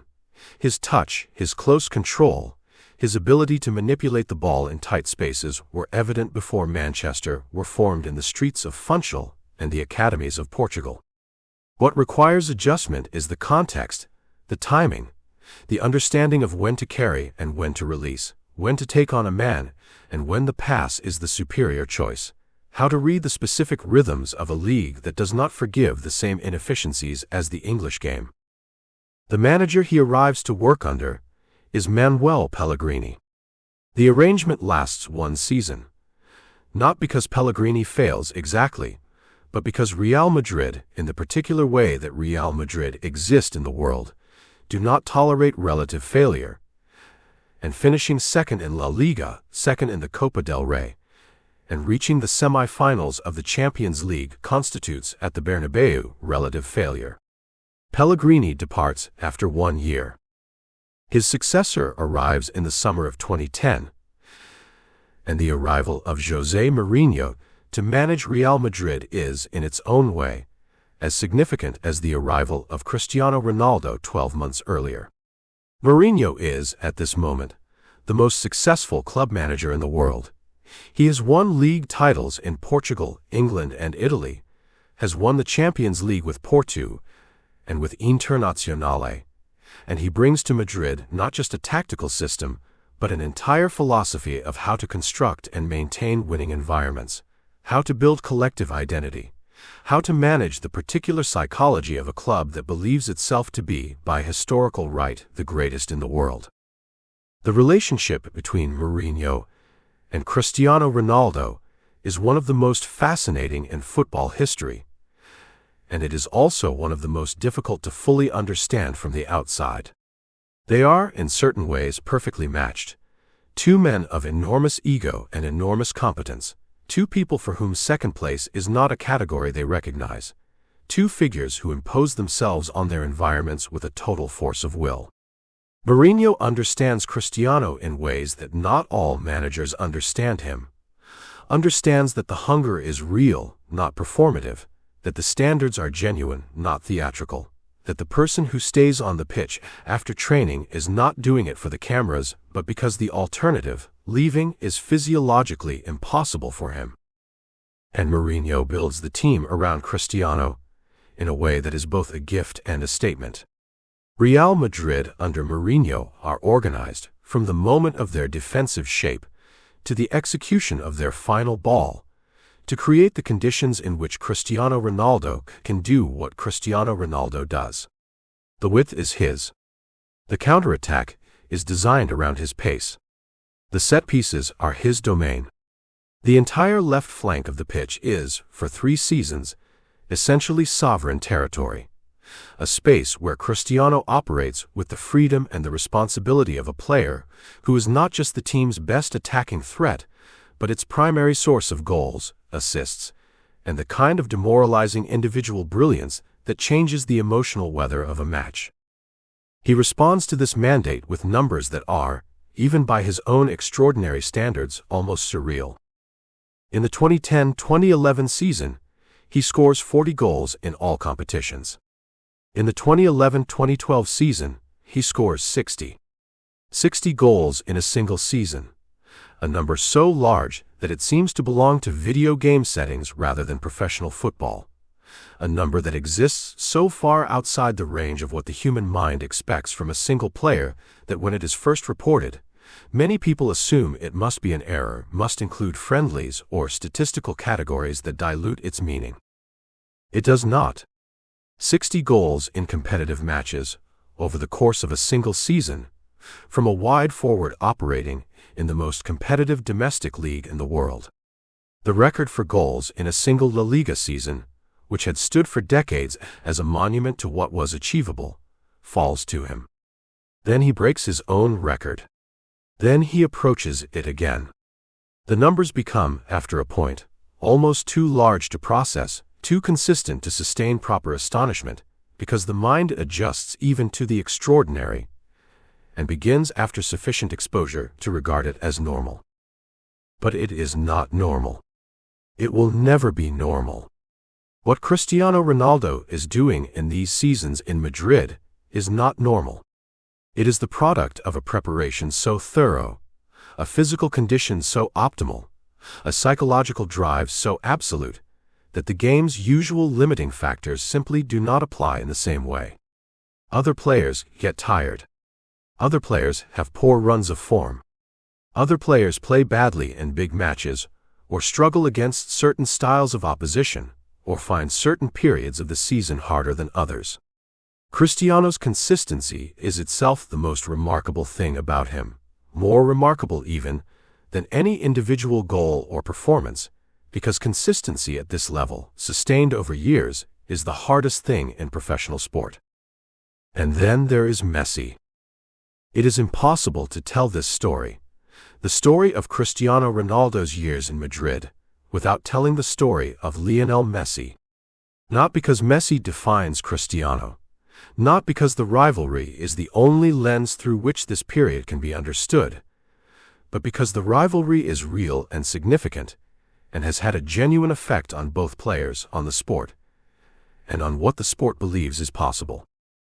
Lionel Messi is, in these years, at Barcelona, producing his own catalogue of extraordinary numbers, his own sequence of extraordinary performances. He is, like Cristiano, widely regarded as one of the two best players in the world, the question of which of the two is the best player being, by 2010 or 2011, the dominant debate not just in Spanish football but in global football, in sports journalism, in conversations in bars and offices and living rooms across the planet. The debate generates heat because the two players are so different that comparison itself becomes a kind of interpretive act. What you believe about who is better reveals what you believe about what football is for, what you value in human performance, what kind of excellence you find most admirable. Messi is genius in its most natural, least deliberate form. A player who seems to do extraordinary things without apparent effort, whose dribbling is liquid and instinctive, whose relationship with the ball seems to precede conscious thought.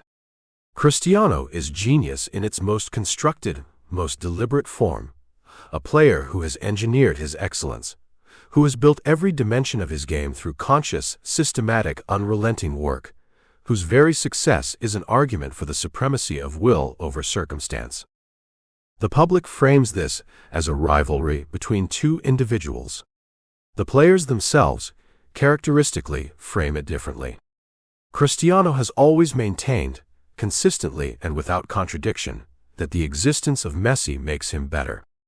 That the knowledge that somewhere across the city, in the blue and garnet of Barcelona, a player of equivalent ambition is producing equivalent numbers, that this knowledge is not a burden but a stimulus. A reason to train harder. A reason to score more. A reason to refuse, with even more conviction than he already refuses, any accommodation with the idea of being second. He does not frame this in warm terms. He and Messi are not friends in these years. They are cordial, professionally respectful, and in the specific ecosystem of El Clásico, where Real Madrid and Barcelona meet twice each season in the most watched club matches in the world, they are adversaries of the most fundamental kind. But Cristiano's response to Messi's excellence is not resentment. It is acceleration. Every Messi Ballon d'Or is a dial turned slightly higher. Every Barcelona victory in El Clásico is fuel added to a fire that does not need much adding to. El Clásico itself deserves its own attention. The matches between Real Madrid and Barcelona in the Mourinho years between 2010 and 2013 are among the most intense, most technically brilliant, most emotionally compressed club matches in the modern era. They are played in an atmosphere that has no real equivalent in European football. The institutional rivalry between the two clubs, carrying the full weight of Spanish cultural and political identity, the specific histories of Catalonian nationalism and Castilian centralism, bleeding into the football in ways that give the matches a significance beyond sport. In these matches, Cristiano produces some of his most extraordinary performances. He scores in El Clásicos with a regularity that speaks to a particular quality in him, the ability to rise to the largest occasions, to produce his best when the pressure is highest, when the stakes are most extreme. Some players diminish under the intensity of a Clásico. The atmosphere contracts them, makes them smaller, makes them conservative. Cristiano expands. The bigger the stage, the more fully he occupies it. The more people watching, the more completely he becomes himself. The Copa del Rey final of 2011, played at the Mestalla in Valencia, is a particular example. Mourinho's Madrid faced Guardiola's Barcelona in a final of almost unbearable tension. The match is goalless through 90 minutes, goalless through much of extra time, And then, in the 103rd minute, Cristiano Ronaldo rises to meet an Ángel Di Maria cross and heads the ball into the Barcelona net with a force and a conviction that ends the match and wins the trophy and sends 50,000 Real Madrid supporters into an ecstasy of release. He pulls up his shirt as he runs away celebrating, and the image, the white Real Madrid shirt lifted, the extraordinary physique beneath it, the face expressing something raw and overwhelming, becomes one of the iconic images of the era. Not just because of the goal, because of what the expression contains. Because you can see in that moment what this means to him. Not just the trophy, the statement, the proof rendered once again in the language of a crucial goal in a crucial match that he is who he says he is. The Ballon d'Or follows the rhythms of the rivalry in these years. Messi wins it in 2009, 2010, 2011, and 2012. 4 consecutive awards, an achievement so dominant that it changes the conversation around the award itself, begins to seem less like an annual recognition and more like a permanent state. Cristiano finishes second, repeatedly. He receives the news each time with a particular carefully controlled expression, composed on the surface, volcanic underneath. He does not complain publicly, or rarely. He says the right things, mostly. But those around him know what second place does to him, know the specific chemistry it produces, know that every second place finish is added to the account, the private accumulating account of things that have not yet been settled. The 2012-2013 season is the final season under Mourinho, and it is also the most turbulent. The relationship between manager and player, which was at its most productive in the middle 2 years, begins to show the strain of proximity and intensity and the particular friction that 2 enormous personalities generate when the results are not matching the investment. Real Madrid do not win La Liga. They finish second to Barcelona, who under Guardiola's final season produce one of the greatest league performances in Spanish football history. The Champions League ends in disappointment. The Copa del Rey is lost. Mourinho leaves at the end of the season. His departure is not entirely amicable. The internal tensions of the Mourinho years, which were always present but manageable during the period of greatest success, have accumulated into something that cannot easily be resolved. The dressing room has been divided, in ways that the club must now repair. But Mourinho leaves behind something significant, something that will persist long after the memory of the tensions has faded.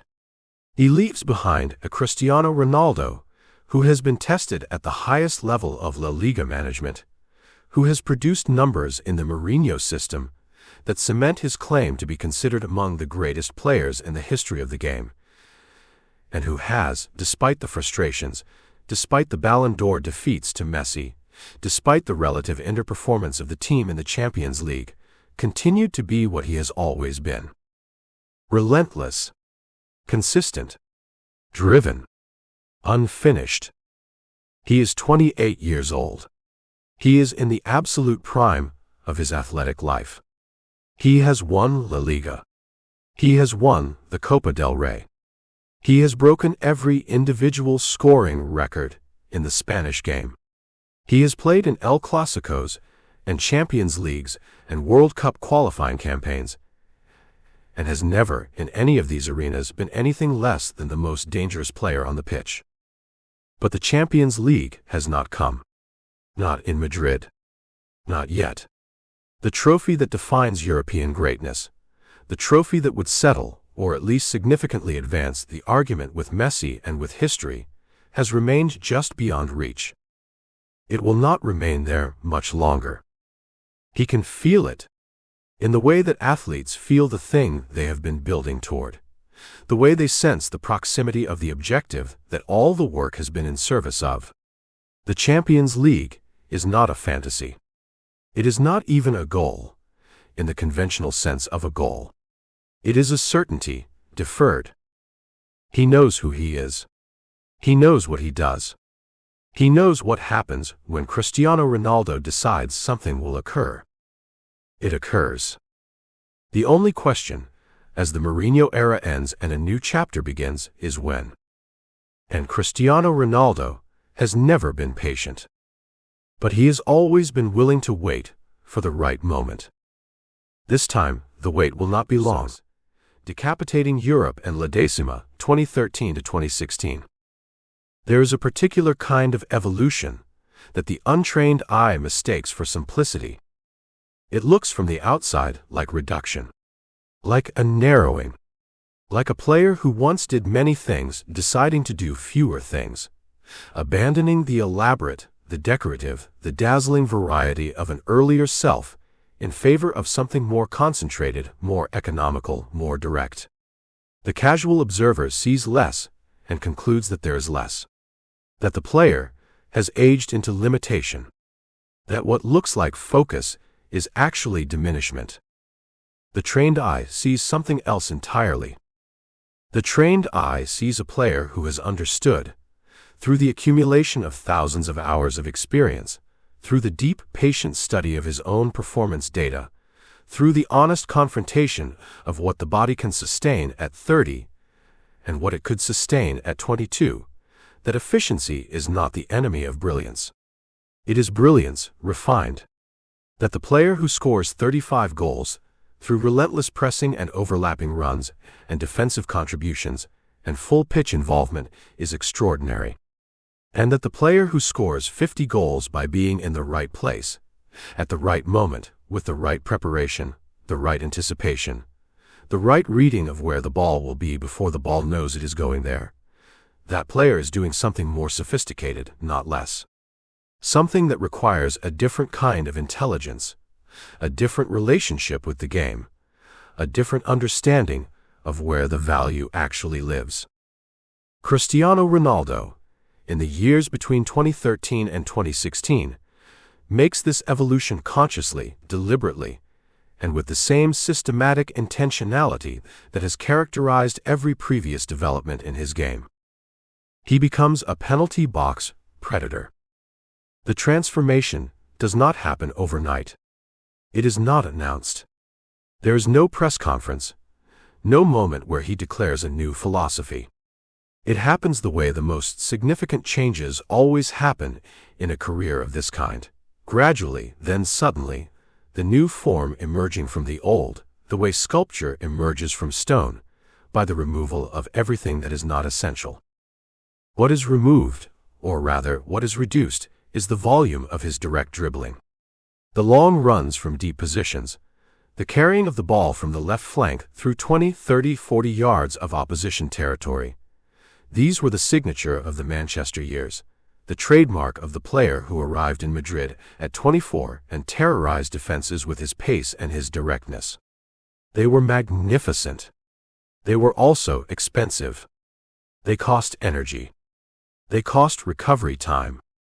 They cost the body, over the course of a season, a tax that compounds with age, that is payable immediately at 22 and deferred at 28, but that must eventually be settled. He calculates this. He does not calculate it on paper. He is not a statistician in the conventional sense. He calculates it in the way that great athletes calculate everything, with the body as the instrument of measurement and the instinct as the analyst. He notices when he is tired. He notices where the goals come from. He notices, with the forensic attention of a person who has been studying himself for 2 decades, that the goals do not come primarily from the long carrying runs. They come from the box, from the cross met at the far post, from the cutback driven into the bottom corner, from the header at the near post, from the free kick whipped over the wall, from the penalty struck with the force and the precision of something mechanical. The goals come from the box. So he goes to the box. And when he is in the box, he does not stand still. He moves constantly, endlessly, with the particular intelligence of a player who understands that the goal is not an object to be aimed at, but a space to be created, that the defender cannot mark him if he refuses to be in a fixed position, that the cross will find him if he is always moving into the space where it will arrive. This movement, this constant, intelligent, anticipatory movement in and around the penalty area, is invisible to most of the people watching. The television camera follows the ball. The crowd follows the ball. Commentators describe the ball. And Cristiano, 20 yards away from the ball, is doing the work that will determine what happens when the ball arrives. He is pulling a defender slightly to the right to open the space on the left. He is checking his run so that the cross finds him moving forward rather than static. He is identifying the space between two defenders and timing his entry into it with the precision of something that has been rehearsed thousands of times in training, until it is no longer rehearsal but instinct. This is what the transformation into a penalty box predator actually looks like from the inside. Not reduction. Not diminishment. Sophistication. The sophisticated understanding that the game's value is concentrated in the final third, that presence in the final third at the right moment is worth more than presence in all thirds at all moments, that the conserved energy of the player who does not carry the ball for 40 yards is available for the explosive, decisive, match-winning action in the place where matches are won. Carlo Ancelotti arrives as Real Madrid's manager in the summer of 2013, replacing Mourinho. Ancelotti is a different kind of manager to Mourinho, quieter, warmer, less confrontational in his relationship with players, less invested in the theatrical projection of authority. He manages by creating an environment of comfort and trust, by establishing a dressing room in which the players feel respected rather than controlled, and in which the considerable egos of Real Madrid's extraordinary collection of talent are managed not through domination but through diplomacy. His relationship with Cristiano is, from the beginning, characterized by mutual comprehension. Ancelotti understands what Cristiano needs, which is freedom, which is the space to be what he is without the weight of a system that constrains him. And Cristiano understands what Ancelotti offers, which is not just tactical intelligence, but a quality of human management, a reading of personalities and situations that makes the environment around him one in which he can perform without friction. The squad that Ancelotti inherits and then augments is, by the 2013-2014 season, perhaps the most talented collection of individual players assembled at any club in that particular moment. Gareth Bale arrives from Tottenham Hotspur in a transfer that itself shatters the world record that Cristiano's own transfer set 4 years earlier. Bale is pace and power and direct running and aerial ability, a player of genuine world-class quality who should, in theory, be one of the great signings in Real Madrid's history. The reality of his time at the club will prove more complicated. But in his arrival, there is a statement. Madrid are building not just around Cristiano, but beyond him, adding layers of quality that make the collective more dangerous, make the Champions League ambition more credible.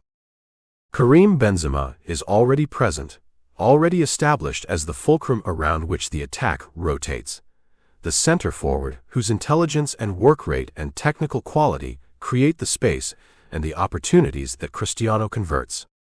The partnership between Benzema and Cristiano is one of the most productive in Champions League history, and its foundation is a kind of complementarity that is almost perfectly engineered. Benzema holds the ball. Benzema lays off. Benzema checks and creates. Cristiano arrives. Cristiano finishes. The division of labor is clean and efficient and devastatingly effective.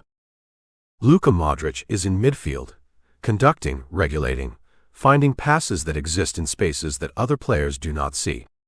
Toni Kroos arrives in January 2014, or rather, he arrives in the summer after being announced in January, and his combination with Modric creates a central midfield axis of such quality that it will dominate European football for the better part of a decade.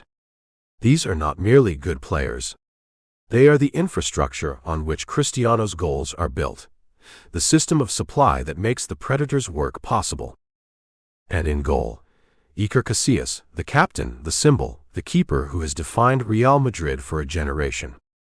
But 2013-2014 is not primarily about any of these individuals. It is about something that has not happened at Real Madrid since 1966. Something that the club has pursued through 12 years of near misses and bitter defeats and accumulating frustration. Something that has become, for Real Madrid and their supporters, not just a sporting objective, but a kind of institutional obsession. La Décima. The 10th European Cup. The 10th European Championship. The 10th title in the competition that Real Madrid won 6 times between 1956 and 1966, then watched others win while they endured 4 decades of relative European underperformance, reaching finals and losing them, reaching semi-finals and being eliminated, building squads of extraordinary talent that somehow, in the specific crucible of a Champions League knockout match, fell short of the thing they were assembled to achieve. 12 years without a European Cup. 12 years is a long time for a club that regards European dominance as its natural condition, its historical inheritance. The obsession with La Décima has become, by 2013, something that permeates the entire institution, in the way the club speaks about itself, in the way its history is framed, in the unstated but omnipresent pressure that every squad and every manager carries into every Champions League campaign. The 2013-2014 campaign unfolds with a gathering sense of possibility. Real Madrid move through the group stage with authority. They move through the knockouts with a controlled ferocity, eliminating Schalke, Borussia Dortmund, and then, in the semi-final, Bayern Munich, who have been dominant in European football since their 2013 Champions League triumph, and who arrive at the semi-final as the tournament's most formidable remaining obstacle. The semi-final against Bayern is where Cristiano Ronaldo announces the new version of himself most dramatically. He scores in the first leg at the Allianz Arena. Real Madrid win 4-0, an annihilation that is itself remarkable. He scores in the second leg. He scores in both legs against the best team in Germany, the team that contains Manuel Neuer and Philipp Lahm, and Thomas Müller, and Franck Ribéry and Arjen Robben, players of the absolute highest caliber, and he does it with a clinical efficiency, a penalty box economy, a timing and precision that reflects the evolution. He is not dribbling past 4 men and shooting from distance. He is arriving in the right place at the right moment and executing with flawless technique. The goal is the beginning and the end. Everything in between is preparation. The final is in Lisbon. Estadio da Luz. The Stadium of Light. In the city where he became a professional. In Portugal, his country. Real Madrid against Atletico de Madrid.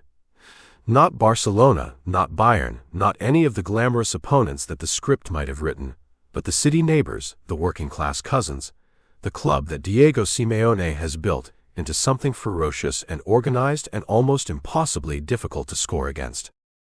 Atletico de Madrid, under Simeone, are, in this period, the most compelling counter-narrative in European football. While Madrid and Barcelona spend hundreds of millions constructing their squads from the world's most expensive players, Atletico win with organization, with intensity, with a defensive solidarity so complete that opposition managers build their tactical plans almost entirely around the problem of how to break it down. They have won La Liga this season. They have beaten both Madrid and Barcelona to the domestic title, which is itself a statement of extraordinary proportions. They are not here by accident. They are here because they are genuinely very good. The match is agonizing. Atletico score first, through Diego Godin, heading a corner past Casillas in the 36th minute. And then Real Madrid, the most expensively assembled team in football history, the club that has been building toward this moment for 12 years, cannot score. Cannot score through the first half. Cannot score through the second half. 90 minutes and they are losing by 1 goal. And Simeone is on the touchline with the expression of a man who can see history arriving, who can feel the final whistle, and the improbable triumph, and the 12 years of Madrid frustration continuing for another year. And then, in the 93rd minute, Sergio Ramos rises to meet a corner and heads the ball into the Atletico net, and the Stadium of Light becomes instantaneously the loudest place on earth. 93 minutes. 1 minute, and injury time from elimination. 1 minute from another year of La Decima remaining a dream. Extra time. Real Madrid score 4 goals in extra time. The dam, broken by Ramos's header, releases everything. All the pressure, all the years, all the institutional longing and the individual ambition, and the collective belief that this was the year, this was always going to be the year. Bale scores. Marcelo scores. And in the 120th minute, with the match already won, with Atletico already broken, and the trophy already functionally secured, Cristiano Ronaldo steps up to a penalty. He scores it. Of course he scores it. He always scores penalties. His penalty conversion rate is among the highest in football history, not because penalties are simple, but because he has converted the execution of a penalty into something so practiced, so deeply grooved into muscle memory, that the pressure of the occasion cannot dislodge it. The technique is too certain. The preparation, too thorough. He scores it. 4-1. The final whistle sounds. La Decima. Real Madrid are champions of Europe for the 10th time. The 12-year wait is over. The obsession is resolved. And the man who has driven this campaign, who has scored 17 goals in the Champions League this season, which is itself a new record, the most goals any individual has ever scored in a single Champions League campaign, runs toward the corner flag and removes his shirt and stands in the Lisbon night with his arms wide and his eyes closed and the noise of 50,000 people washing over him. He is in Lisbon. He has come full circle. The city where he was made professional, where the scouts from Manchester United watched him and changed his life, where everything accelerated. He is in Lisbon, in the Stadium of Light, and he has just delivered the most important goal in Real Madrid's recent history, and the circle is not complete, but it is drawn, and the drawing of it has a beauty that is almost literary. He cries. Standing in the Lisbon night with his shirt in his hand, the Champions League trophy minutes away, Cristiano Ronaldo cries. It is a public and unguarded moment. The crying of a man who has held enormous pressure for an enormous length of time and has now been permitted, finally, to release it. The critics who call him cold, who call him artificial, who construct a narrative of a robotic goal machine without authentic human feeling, they should be shown this moment. This is not a performance. This is a man undone by relief. The Ballon d'Or follows in 2013, awarded for the calendar year in which La Decima was won. It is his second. He takes it back from Messi, who has won 4 consecutive. He holds it, and the message is unambiguous. The rivalry is alive, the argument is unresolved. The 2 greatest players of their generation remain so closely matched in the judgment of the world that the award oscillates between them like a pendulum, swinging with the season's performances, never resting, never concluding. He wins it again, in 2014. His third. The summer of 2014 brings the World Cup in Brazil, and Portugal's campaign is itself a kind of microcosm of the complexity of being Cristiano Ronaldo. He carries his country, not metaphorically but literally, through qualifying campaigns and through the tournament itself, producing performances of extraordinary individual quality in a team that does not have the collective depth to match his individual ambition. Portugal exit in the group stage, which is a failure by any objective measure, but it is a failure that says almost nothing about Cristiano, and almost everything about the disparity between one extraordinary player and the team around him. He scores. He assists. He leads. He cannot do what 11 people need to do, and no one, understanding the situation honestly, expects him to. He leaves Brazil, without a World Cup medal, and with the particular private grief of the international footballer who knows that the greatest individual talent cannot override the structural realities of international football. He returns to Madrid and to the work that is always waiting. The 2014-2015 season and the 2015-2016 season bring further individual records, further goals, further evidence of a player operating in a dimension slightly above what the game normally produces. He wins his fourth Ballon d'Or in 2016, becoming only the second player in history to win 4. He scores in El Clásicos and in Champions League matches and in La Liga matches with a consistency that remains, even now, the most astonishing fact of this period. Not any individual goal, however spectacular, but the consistency with which the goals arrive. Zinedine Zidane takes over as manager of Real Madrid in January 2016, replacing Rafael Benitez, whose tenure has been brief and turbulent. Zidane's arrival is significant in ways that go beyond tactics. Zidane, as a manager, carries a particular authority at Real Madrid. He was, as a player, perhaps the most gifted individual ever to wear the white shirt, and his presence in the dressing room is immediately calming, immediately clarifying. He speaks to the players in a language they understand, because it is the language of someone who has been where they are trying to go. His relationship with Cristiano is immediate and productive. Zidane understands the player intuitively, understands the hunger, the ego, the absolute need for the game to be organized in a way that gives him the opportunities his goals require. And he provides this understanding not through accommodation, but through respect, the respect of one great competitor for another. The second Champions League triumph arrives in May 2016 in Milan. The Stadio San Siro hosts the final, Real Madrid against Atletico de Madrid again, the same opponents from Lisbon 2 years earlier, the same Simeone system, the same organized defensive resistance, the same demand for patience and precision, and the ability to break down a wall without making an error. The match follows with uncanny similarity the pattern of Lisbon. It goes to extra time. It goes to penalties. And in the penalty shootout, Cristiano Ronaldo steps up to take the decisive kick. The kick that, if converted, wins Real Madrid the Champions League, wins the 11th European title, wins the second La Decima in 3 years.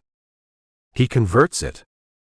He runs to the corner flag and tears off his shirt and flexes, the iconic image that will be reproduced 10,000 times in the hours and days that follow, the muscle and the emotion and the absolute certainty of a man who knew, before he hit the ball, that it was going in, who was already running before the ball crossed the line. He knew. He always knows. This is what the evolution has produced. Not a diminished version of the young Ronaldo, not an older, more limited player compensating for declining pace with positional intelligence. A complete player. The complete player.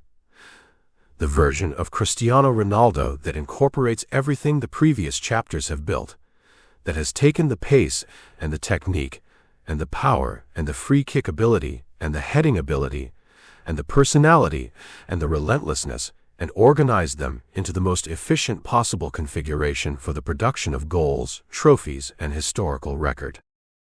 He is 31 years old. He has 2 Champions League titles with Real Madrid. He has 4 Ballon d'Or awards. He has broken scoring records that were considered unbreakable.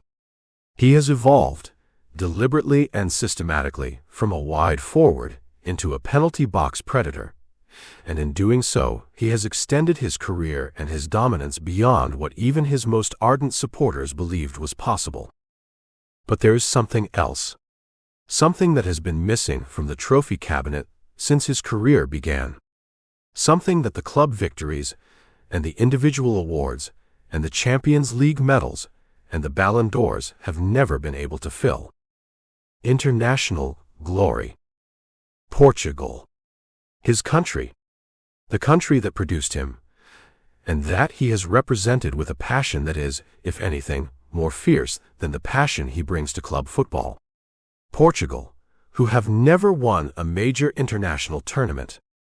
Portugal, who came close in 2004, hosting the European Championship on home soil, reaching the final, losing to Greece in one of the great upsets of football history. A defeat that Cristiano, 17 years old and weeping on the Estadio da Luz pitch, has never forgotten. The European Championship of 2016 is being held in France. Portugal are going to France. And Cristiano Ronaldo is going to France. And something in the air, something in the specific quality of this particular summer, suggests that the wait, the long, complicated, personally painful wait for international vindication may finally, after all these years, be approaching its end. He does not know this yet, but he can feel it. He has always been able to feel what is coming. And what is coming is Portugal's finest hour, the zenith of Madrid and European glory 2016 to 2018.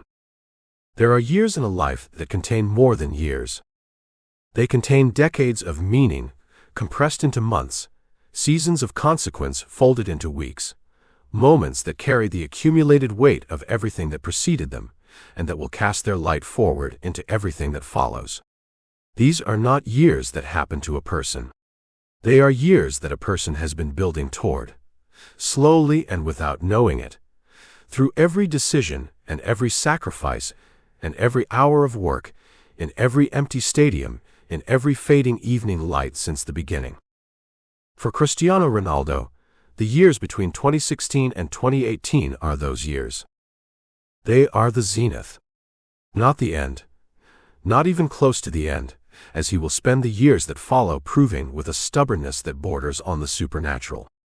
But the zenith, in the specific sense of the highest point, the moment at which the arc of accumulation reaches its summit, at which everything that has been built is simultaneously present and visible and delivering its full return.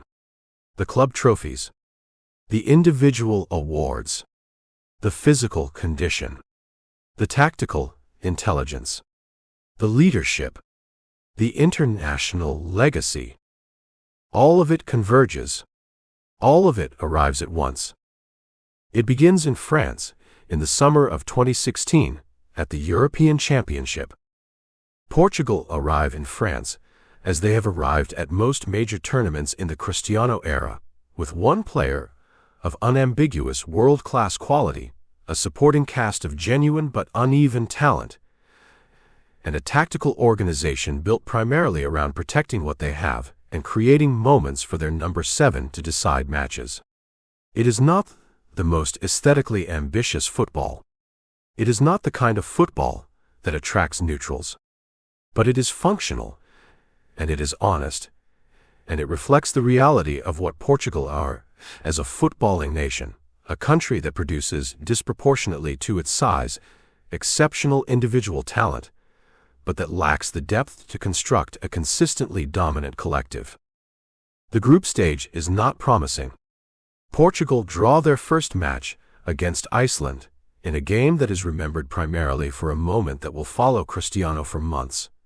A missed chance, a petulant reaction, a moment of frustration expressed publicly in a way that gives his critics exactly the material they are looking for. He misses chances. Portugal draw. He stands in front of the cameras afterward and says, with a bluntness that is characteristic, that Iceland celebrated their draw as though they had won something. The reaction is immediate and global and largely unfavorable. The arrogance reading, the entitlement reading, the why does he have to be like that reading. He absorbs it. He continues. Portugal draw again. Against Austria. They draw again against Hungary, 3-3, a match in which Cristiano contributes assists and energy, and a performance that is better than the draw suggests. 3 draws in the group stage. Portugal qualify for the knockouts as one of the best third-place teams, meaning they qualified by the narrowest possible margin, meaning they are, at this point, the tournament's least convincing major nation, meaning the press are writing the familiar story about Portugal as a one-man team that cannot function collectively, about Cristiano as a player whose selfishness inhibits his teammates, about this campaign already being as good as over. They are not writing the right story. The knockouts begin, and the tournament transforms. Not because Portugal suddenly discover a new style of play or a new tactical sophistication, but because the pressure of the knockout rounds, the specific, focused, totalising pressure of a competition in which every game is final or nothing, does to Cristiano Ronaldo what it has always done. It clarifies him. It removes everything peripheral and leaves only the essential. And what is essential in Cristiano Ronaldo, what has always been essential, is the refusal to lose. He scores against Croatia in the round of 16. A header. Late in extra time. Not beautiful. Functional, committed, entirely characteristic in its timing and its source. The ball arrives, he is there, he meets it, Portugal survive. This is what he does. He is there when it matters. He scores against Poland in the quarterfinal. A penalty and a free kick, both struck with the cold efficiency of a man who has taken 1,000 penalties and 1,000 free kicks and has converted the execution of both into something so deeply automatic that the pressure of a European Championship quarterfinal is simply not a variable. The technique is too certain. The preparation too thorough. Portugal win on penalties. Cristiano takes the first. It goes in. Of course it goes in. The semi-final is against Wales. Against Gareth Bale, his Real Madrid teammate, his colleague, a man with whom he has shared dressing rooms and training pitches and the specific intimacy of professional sport for 3 years. There is nothing personal in what happens next, or rather, the personal is entirely subordinated to the professional, which is itself a kind of statement about who Cristiano Ronaldo is when the competition is live and the stakes are real. He scores twice. Nani scores. Portugal win 3-0. Bale is quiet. Wales are outclassed. And the dressing room conversation, the club friendship, the shared experience of Real Madrid, none of it matters for 90 minutes because for 90 minutes there is only the match, and the match requires that Gareth Bale not win it. And Cristiano Ronaldo ensures that Gareth Bale does not win it. The final is in Paris. The Stade de France. The 10th of July, 2016. Portugal against France, who are the hosts, who are the favorites, who have a squad of extraordinary depth and quality, Griezmann, Pogba, Giroud, Kanté, Lloris, and who are playing in front of their own supporters in their own stadium in their own city, which in tournament football is as significant an advantage as sport provides. The atmosphere is extraordinary. France in a major final at home, carrying all the weight of recent tragedy.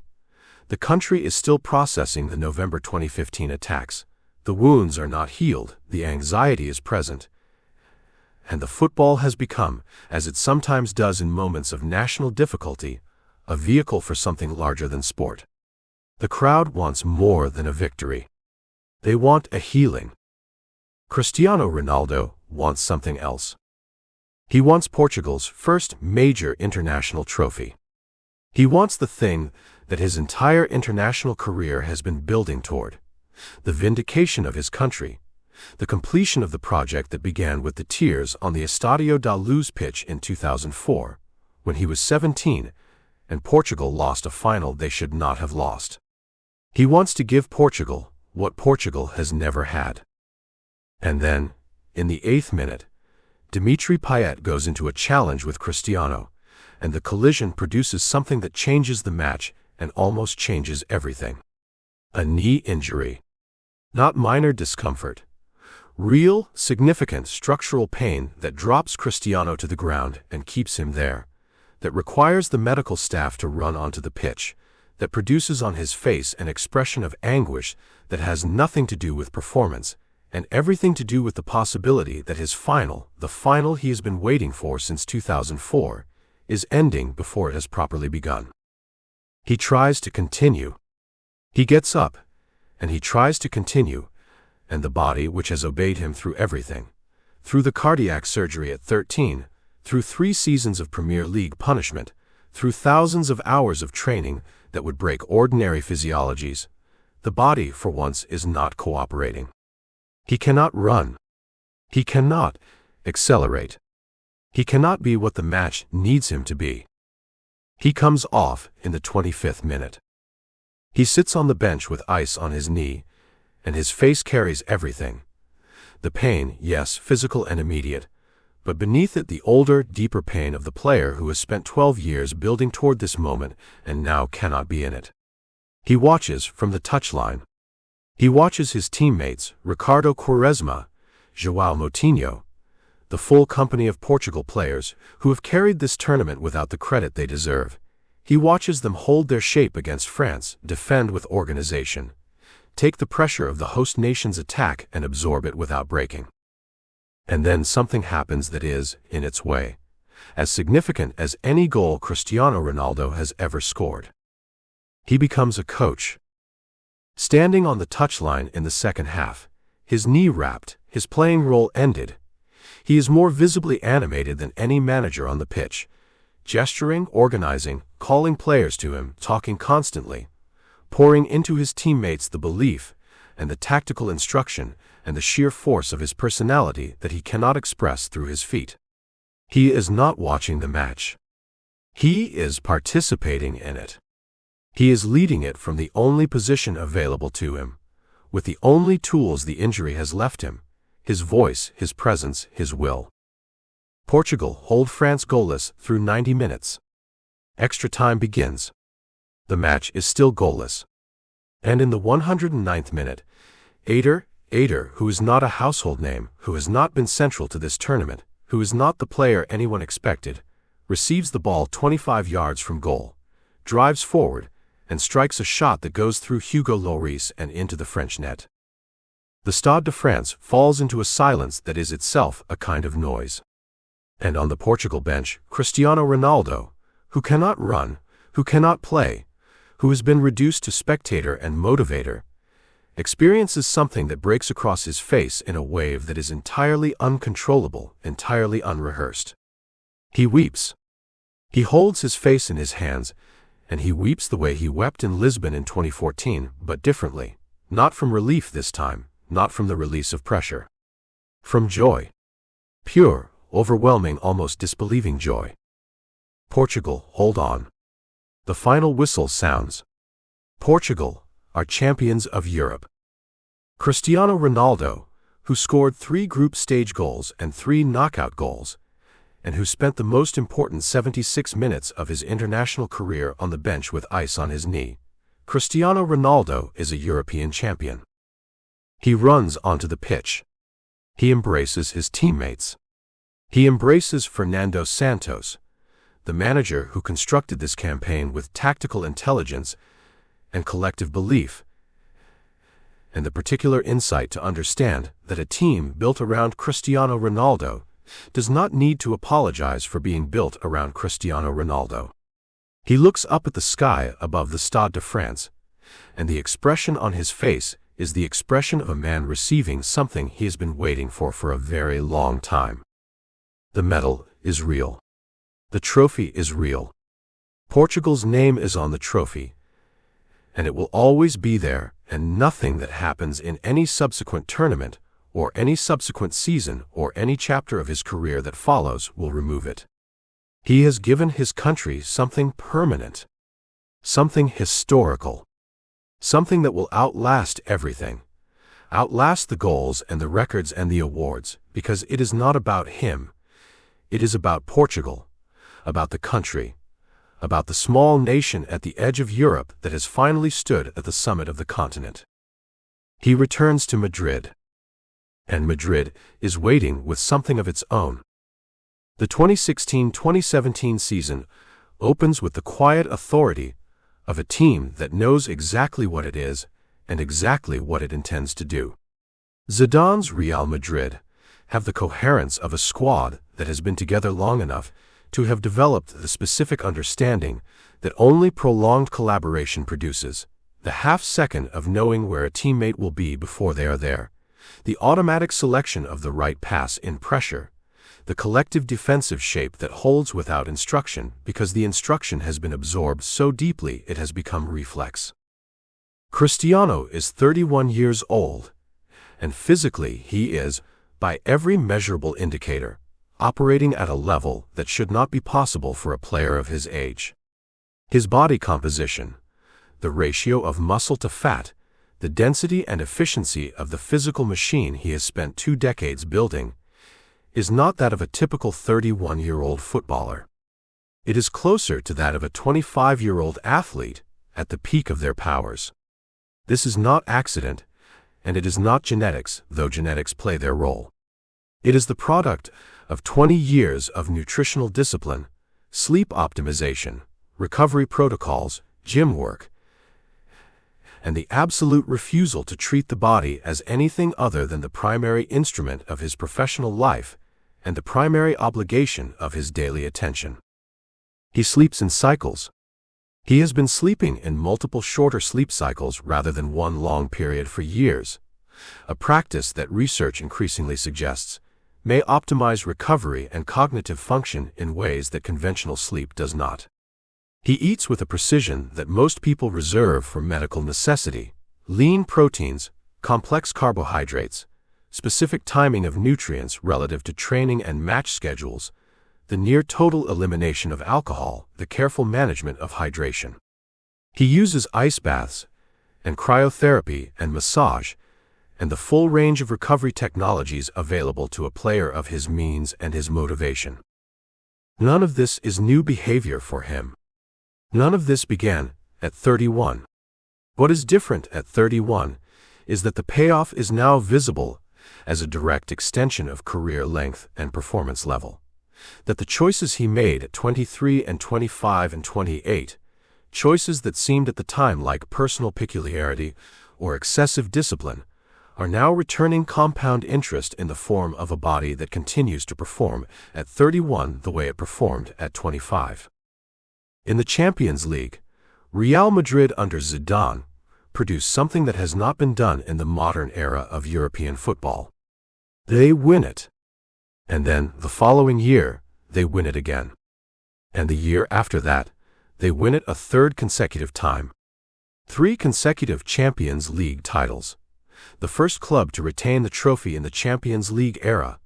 The first to win 3 in a row since the competition was reformatted in 1992. The 2016-2017 campaign culminates in Cardiff, in the final against Juventus. The match is significant not just for its result.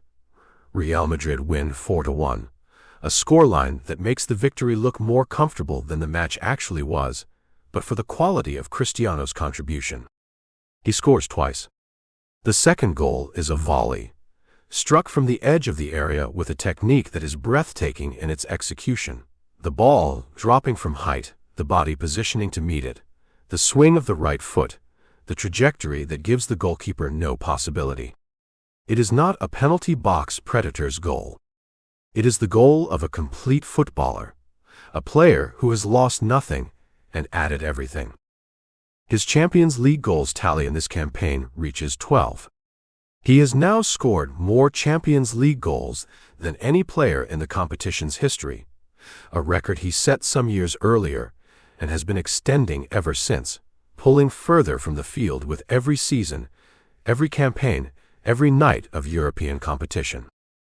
The 2017-2018 season brings the third consecutive title, the final against Liverpool in Kiev.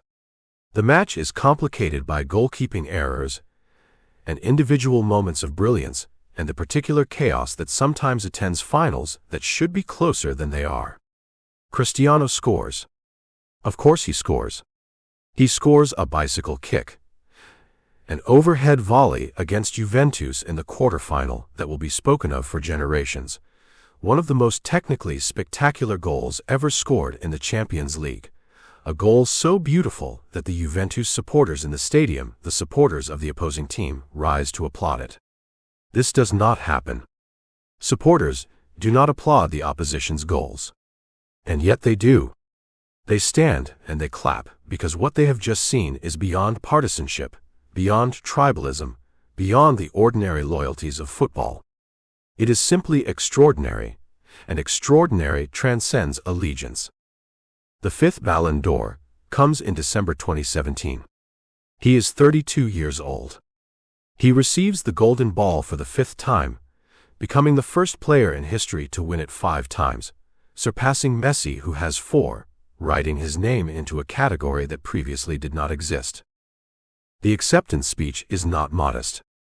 It is not the performance of false humility that such occasions sometimes produce. He says what he believes, which is that he is the best player in the world, and that the award confirms this. And he says it without apology and without the careful diplomatic framing that public relations wisdom would recommend. Some people find this distasteful. Some people have always found this distasteful. Others understand that what he is doing is not arrogance in any pejorative sense. It is the public expression of the same self-knowledge that has driven every training session, every extra hour, every piece of private work since Funchal. He knows who he is. He has always known. He has been telling us since he was 12 years old, not in words, but in the daily, unrelenting, uncompromising language of effort and achievement. He is right. He is the best player in the world. He is also, at 32, approaching a threshold, not of decline, because decline in the conventional sense is something he has arranged his entire existence to defer, but a threshold of change. The kind of change that great careers sometimes require, not because the player is diminished, but because the player has given everything to one place and needs, in some fundamental way, to be somewhere new, to find a new challenge, to face a new form of resistance. Real Madrid have been his home for 9 years. He has given them 9 years of goals and trophies and historical records, and the full force of his personality and his ambition and his body. He has given them everything.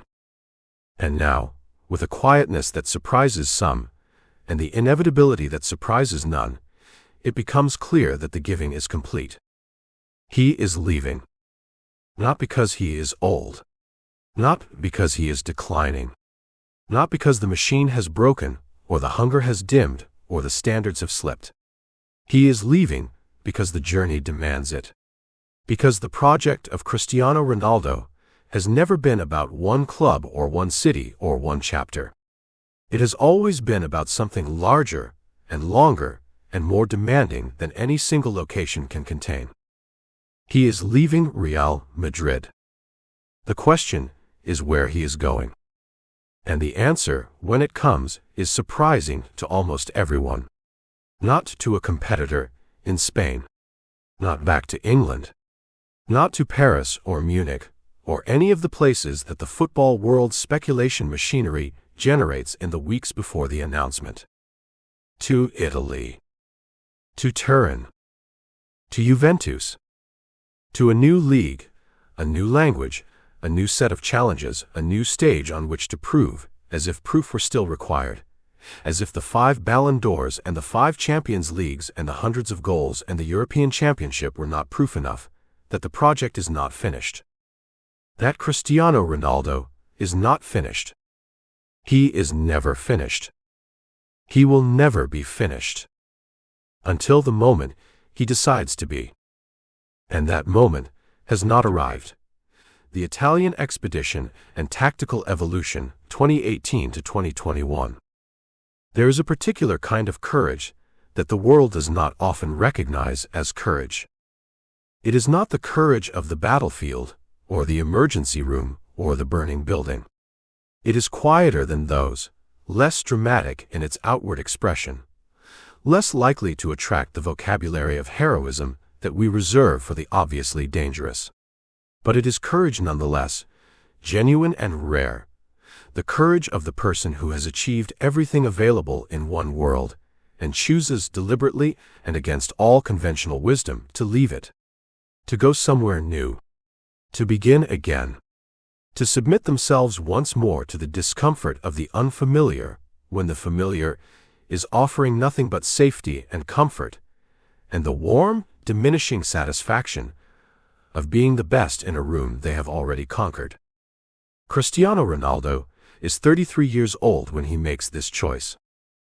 33 years old, with 5 Ballon d'Or awards and 5 Champions League titles, and a Premier League that he dominated, and a La Liga that he broke, and a European Championship that he gave to his country. He is, by any reasonable measure, the most decorated player of his generation, and one of the 3 or 4 most decorated players in the history of the game. He could stay at Real Madrid. He could finish his career there, would be welcome to finish his career there, would receive a guard of honor, and a stadium named in his honor, and every dignity that a club can confer upon a player who has defined an era.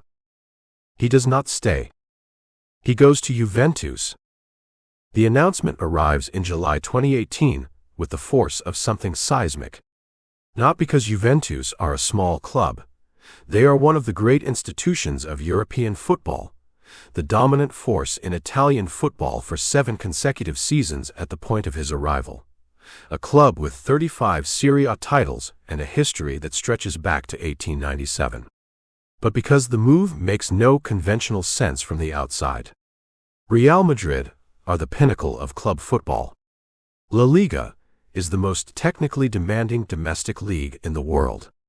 The Champions League has been his stage, his arena, the competition in which he has written his most indelible records. Why would he leave all of this for a different league, a different country, a new challenge that the football world has not asked him to accept? The answer, for anyone who has been paying attention to the story of Cristiano Ronaldo from its beginning, is obvious. Because it is a challenge. Because it is new. Because the thing he cannot tolerate, the thing that has always been the true driver beneath the goals and the records and the trophies, is comfort. He cannot bear comfort.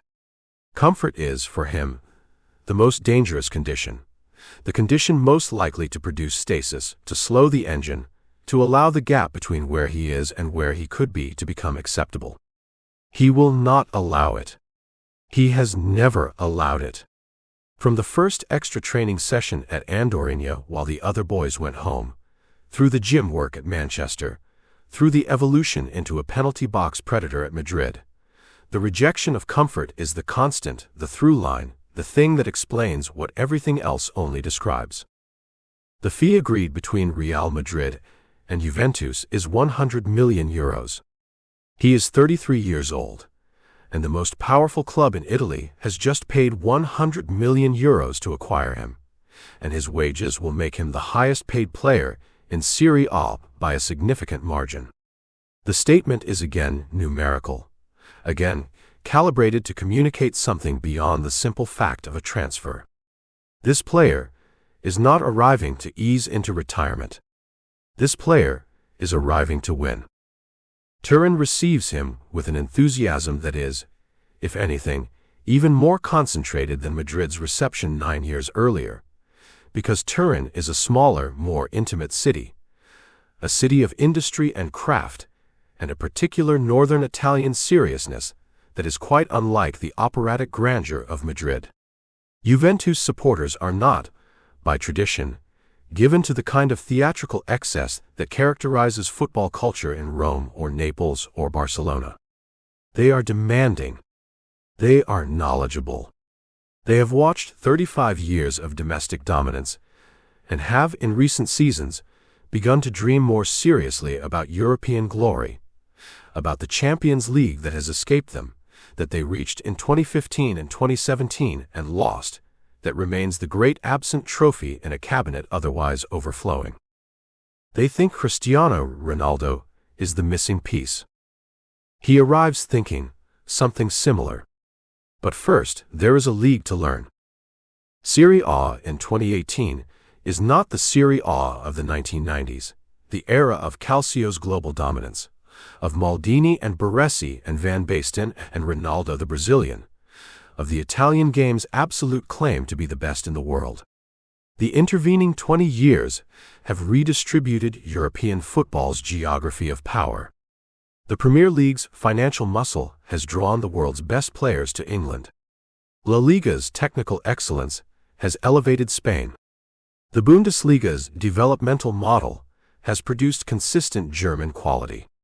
Serie A has been left behind in certain respects, less wealthy than the Premier League, less technically admired than La Liga, operating with a somewhat reduced global profile. But Serie A is still, in the specific sense that matters most to a player of Cristiano Ronaldo's characteristics, one of the most demanding leagues in the world. Its tactical sophistication is formidable. Italian football has always prioritized defensive organization, the management of space, the reduction of risk, the slow and patient construction of the conditions for a decisive moment. It is a league that punishes individual recklessness with a precision and a consistency that more open, more physically oriented leagues do not. The defenders are intelligent in ways that Premier League defenders are not always intelligent, and La Liga defenders are not always as physically imposing. They study. They prepare. They read the game from positions of defensive solidity, and they do not give away the kind of space that allows a player like Cristiano to simply accelerate past them. The adaptation is real. It is not as dramatic or as difficult as the adaptation to England was at 18. He is 33 now, with 20 years of professional experience, with the full accumulated wisdom of every league and every system he has played in. He does not need to learn what football is. He needs to learn specifically and precisely what Serie A is, its rhythms, its particular tolerances and intolerances, its specific demands on the player who wants to dominate it. He scores on his Serie A debut.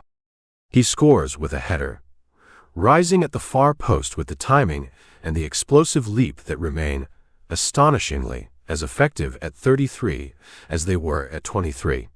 The product of a physical preparation so thorough that the passage of time has not imposed its usual depreciation. The goal is a statement, as his goals always are, not in the theatrical sense but in the evidential sense. I am here. I am still this. Whatever you thought you knew about what 33 looks like in professional football, revise it. The first season at Juventus is, by the standard of any normal player, exceptional. 21 goals in Serie A, 6 assists. A title, his first Italian league championship, making him the first player in history to win league titles in England, Spain, and Italy, a statistical achievement that no one else has ever managed, and that reflects something essential about the project. Its ambition is not to be the best in one league. It is to be the best everywhere. But the Champions League tells a different story. Juventus are eliminated in the quarterfinals by Ajax, a young, brilliant counter-attacking Ajax team that plays with a joy and a directness and a technical quality that is genuinely thrilling to watch, that catches Juventus in their second leg in Turin completely cold. Cristiano scores in the quarterfinal, both legs. It is not enough. Ajax go through. And the Champions League, the competition that defined his Madrid years, the trophy that he won 5 times, the arena in which he produced his most extraordinary individual performances, does not come to Turin. Not this year. The 2019-2020 season brings the pandemic. The world contracts. Football, like everything else, stops, and then restarts in empty stadiums behind closed doors in the specific, eerie, dislocated atmosphere of matches played without crowd, without noise, without the energy that the presence of supporters provides. This is not a footnote.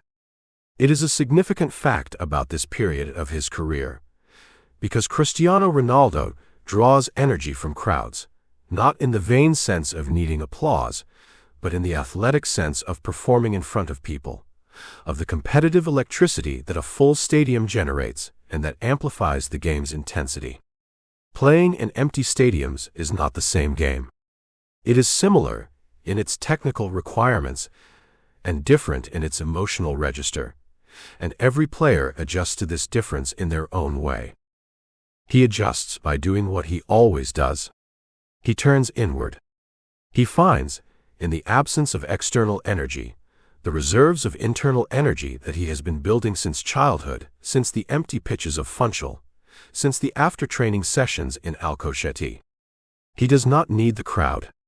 He prefers the crowd. He performs better with the crowd.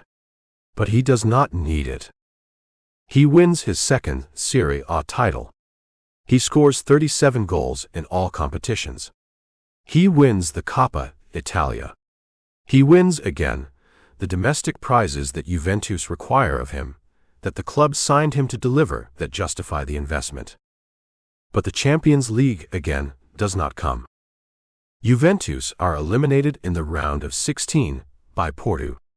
A Porto team that is well organized and tactically intelligent, and that holds its defensive shape with a discipline that makes Juventus's inability to break them down look structural rather than accidental.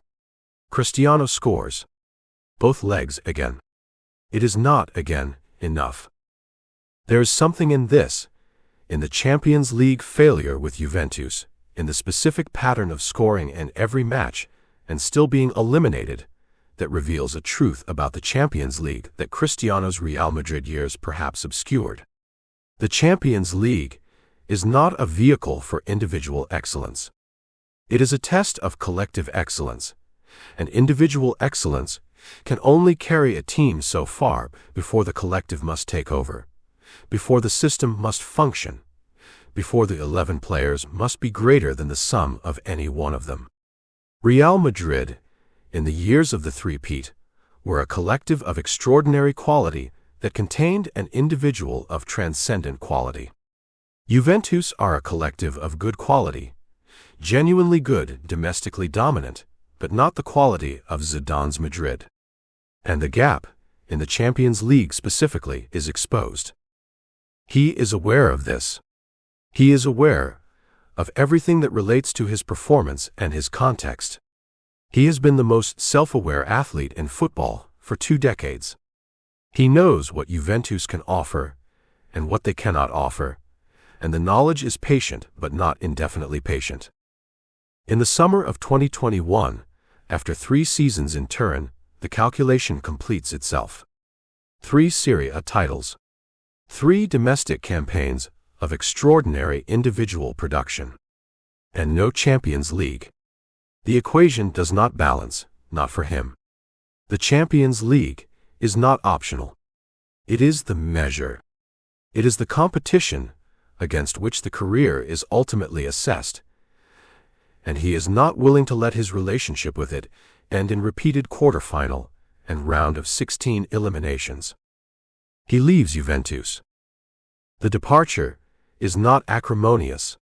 It is simply logical, in the specific logic of Cristiano Ronaldo's career, a logic that has always prioritized the next challenge over the comfortable present, that has always chosen movement over stasis, that has always been oriented towards something still to be achieved rather than something already secured. 101 goals in 3 seasons at Juventus. 3 league titles. The historical distinction of having won top-flight leagues in England, Spain, and Italy. And then, there is the matter of Portugal. Because the Italian expedition has not only been about Juventus. It has also been about the international career that runs alongside the club career, always present, always demanding, always the context in which the most personal and most complicated chapters of the story play out. The 2018 World Cup in Russia is the tournament that Portugal enter as European champions, as the holders of the one international trophy that has eluded them for so long. They enter with Cristiano as their captain, and their primary threat, and their unambiguous leader in every dimension of leadership that the word contains: tactical, emotional, symbolic. The group stage produces the match that defines the tournament, or at least defines Cristiano's tournament. Portugal against Spain. Sochi. The 15th of June, 2018. The match finishes 3-3. Cristiano scores a hat-trick. He scores from open play, from a penalty, from a free kick in the 88th minute, struck with such force and such precision and such absolute conviction that David de Gea, who is considered one of the finest goalkeepers in the world, can only watch it go past him, and then stand for a moment in the posture of a man who has just been subjected to something that falls outside the ordinary range of things he is expected to stop.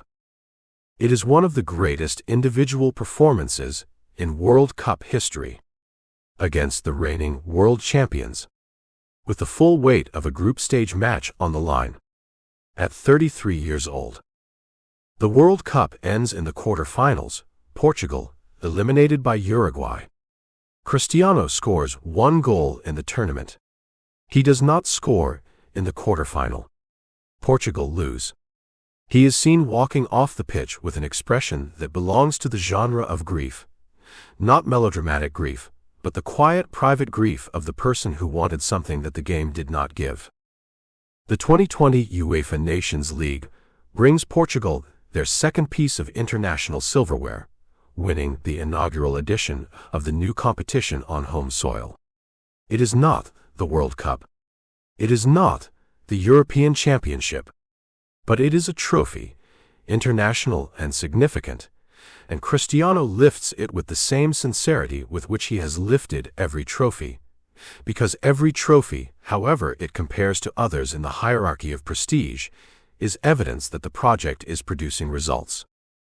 Euro 2020, played in 2021 due to the pandemic's disruption, ends in the round of 16, eliminated by Belgium.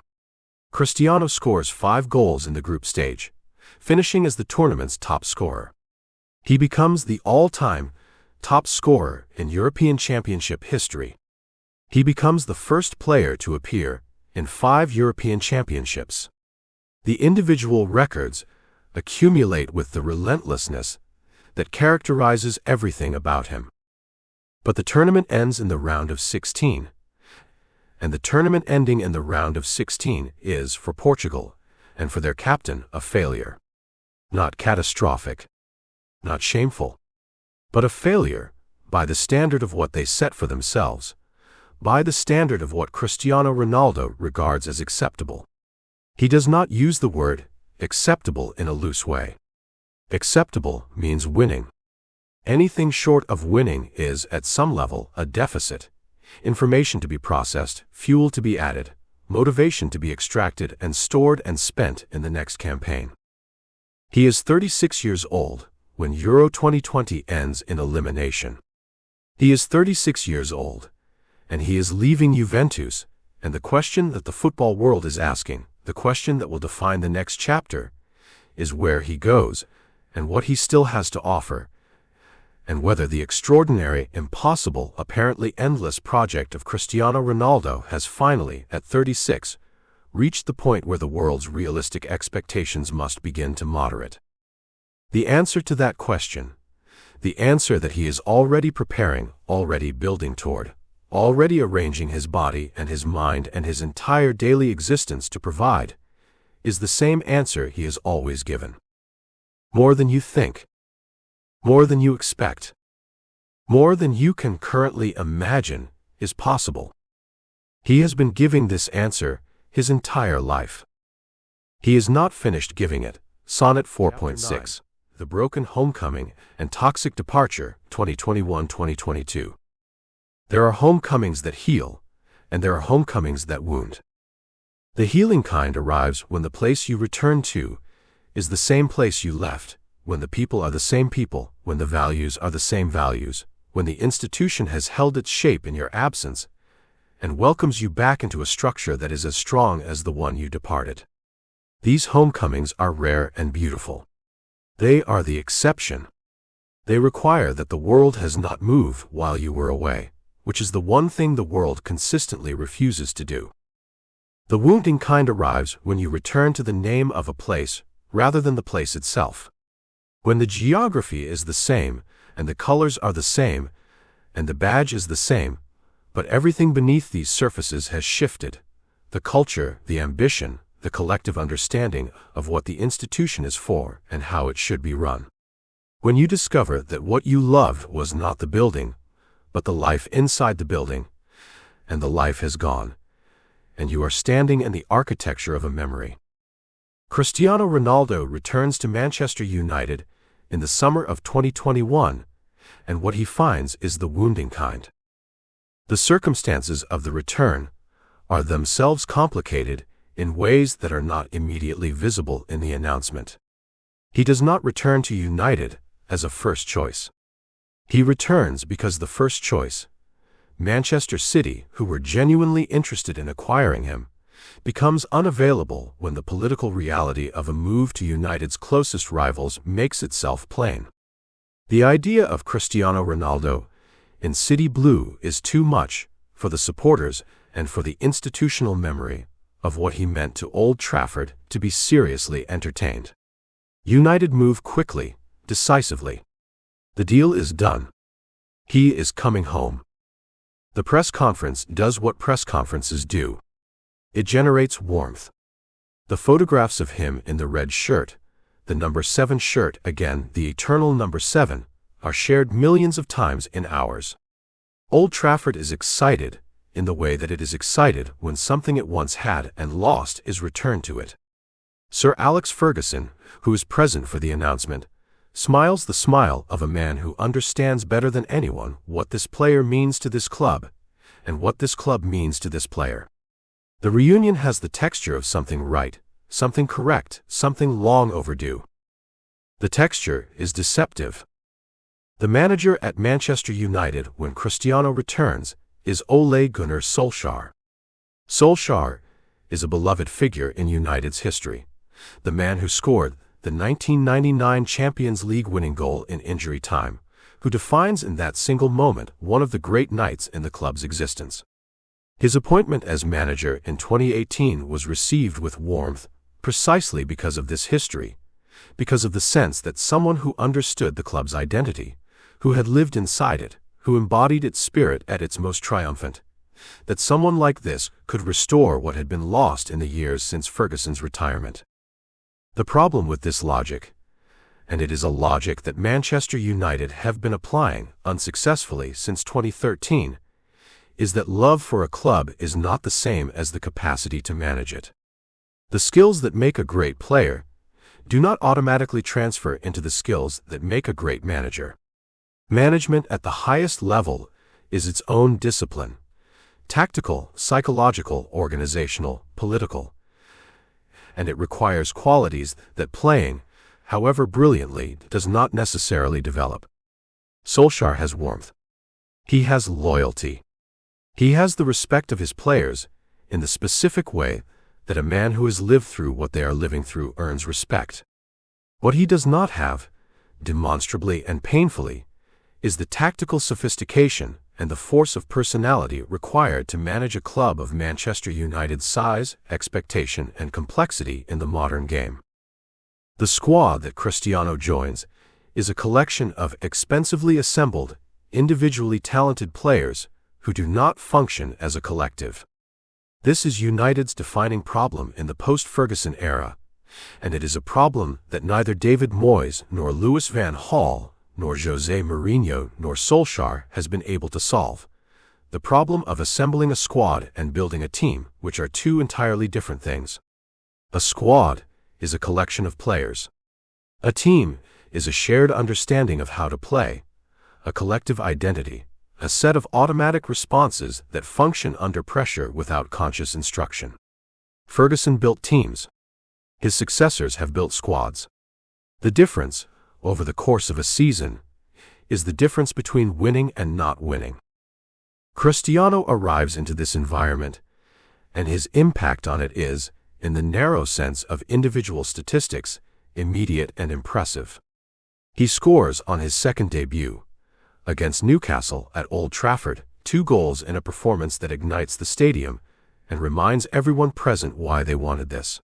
He is 36 years old, and he is scoring Premier League goals with the efficiency that has always characterized him, the penalty box intelligence that converted itself in Madrid from a style preference into a survival strategy, that operates now with the full maturity of a player who knows exactly where he needs to be and exactly what he needs to do when he gets there. But the but arrives quickly, and it grows. The fundamental problem is tactical. Cristiano Ronaldo, in 2021, is not the player who left Old Trafford in 2009. He is older, more economical, more focused in his positional play, more dependent on the service of a functioning collective to provide the opportunities that his goal-scoring intelligence can convert. He is a penalty box predator. He has been one for 8 years, has refined and perfected the role, has made it work at the highest level of La Liga and Serie A, but making it work requires, non-negotiably, a system built around creating chances in the final third. It requires midfielders who can play through pressure. It requires wide players who can deliver. It requires a pressing structure that wins the ball high enough on the pitch that the transitions are short and the crosses arrive in the box while the defenders are still recovering their shape. Manchester United, in 2021, do not have this system. They have fragments of it, individual players capable of contributing to it, but they do not have the coherent, drilled, automatic collective expression of it that converts possession into goals at the rate a player like Cristiano requires. He scores when the service is adequate.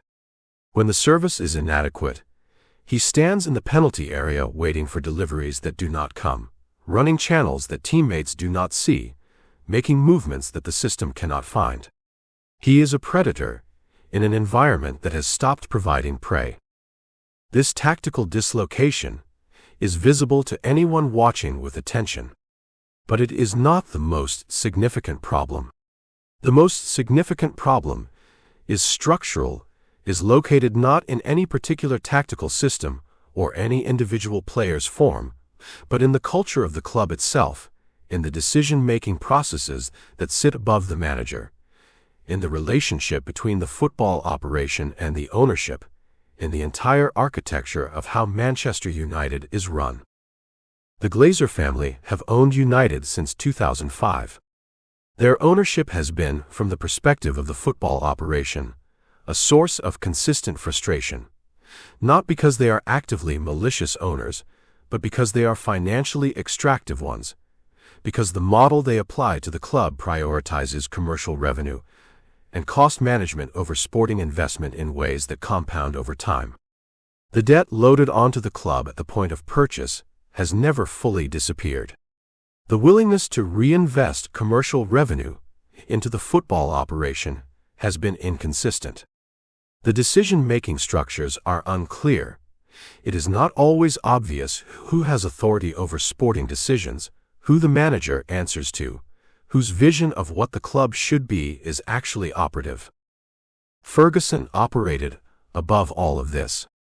His authority was so total, so historically established, so backed by the evidence of 13 league titles and 2 Champions Leagues, that the institutional complexity simply did not impede him.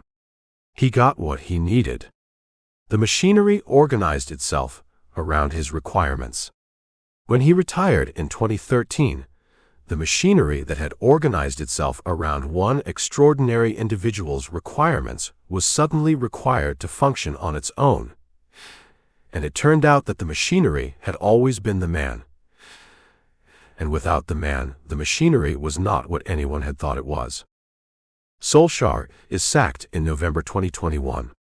The timing is not surprising. United have lost at Watford in a manner so shapeless, so devoid of tactical coherence, that the board can no longer maintain the pretense that the situation is manageable. He leaves with dignity, with warmth, with the genuine sadness of a man who loved the club and found that loving the club was not sufficient. Michael Carrick manages 3 games as caretaker.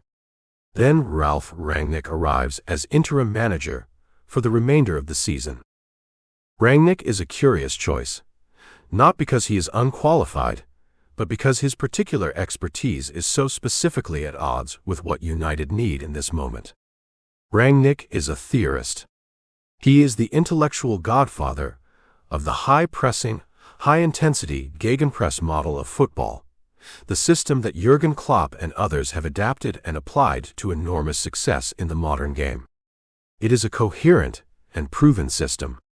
It is also, almost precisely, the system in which Cristiano Ronaldo, at 36, is least able to function effectively. The gegenpress requires every player to press with intensity, to cover enormous distances, to apply defensive effort from the front. It is a system designed for the young and the tireless, for players whose energy reserves are deep enough to sustain the physical demands of a pressing game for 90 minutes, week after week, across a grueling Premier League schedule. Cristiano, at 36, has not lost his quality. He has not lost his finishing, his intelligence, his explosive burst over short distances. What he has lost, what any 36-year-old athlete has lost, regardless of how brilliantly they have managed their body, is the capacity for the sustained high-intensity pressing that Rangnick's system demands from every attacking player. The clash between the system and the player is irresolvable. It is not a failure of either party. Rangnick's system is valid. Cristiano's qualities are real. It is a mismatch, the kind of mismatch that occurs when a manager's philosophical requirements and a player's physical realities point in fundamentally different directions. In a well-functioning club, this mismatch would have been identified before the appointment was made, and the appointments of both manager and player would have been coordinated to ensure compatibility.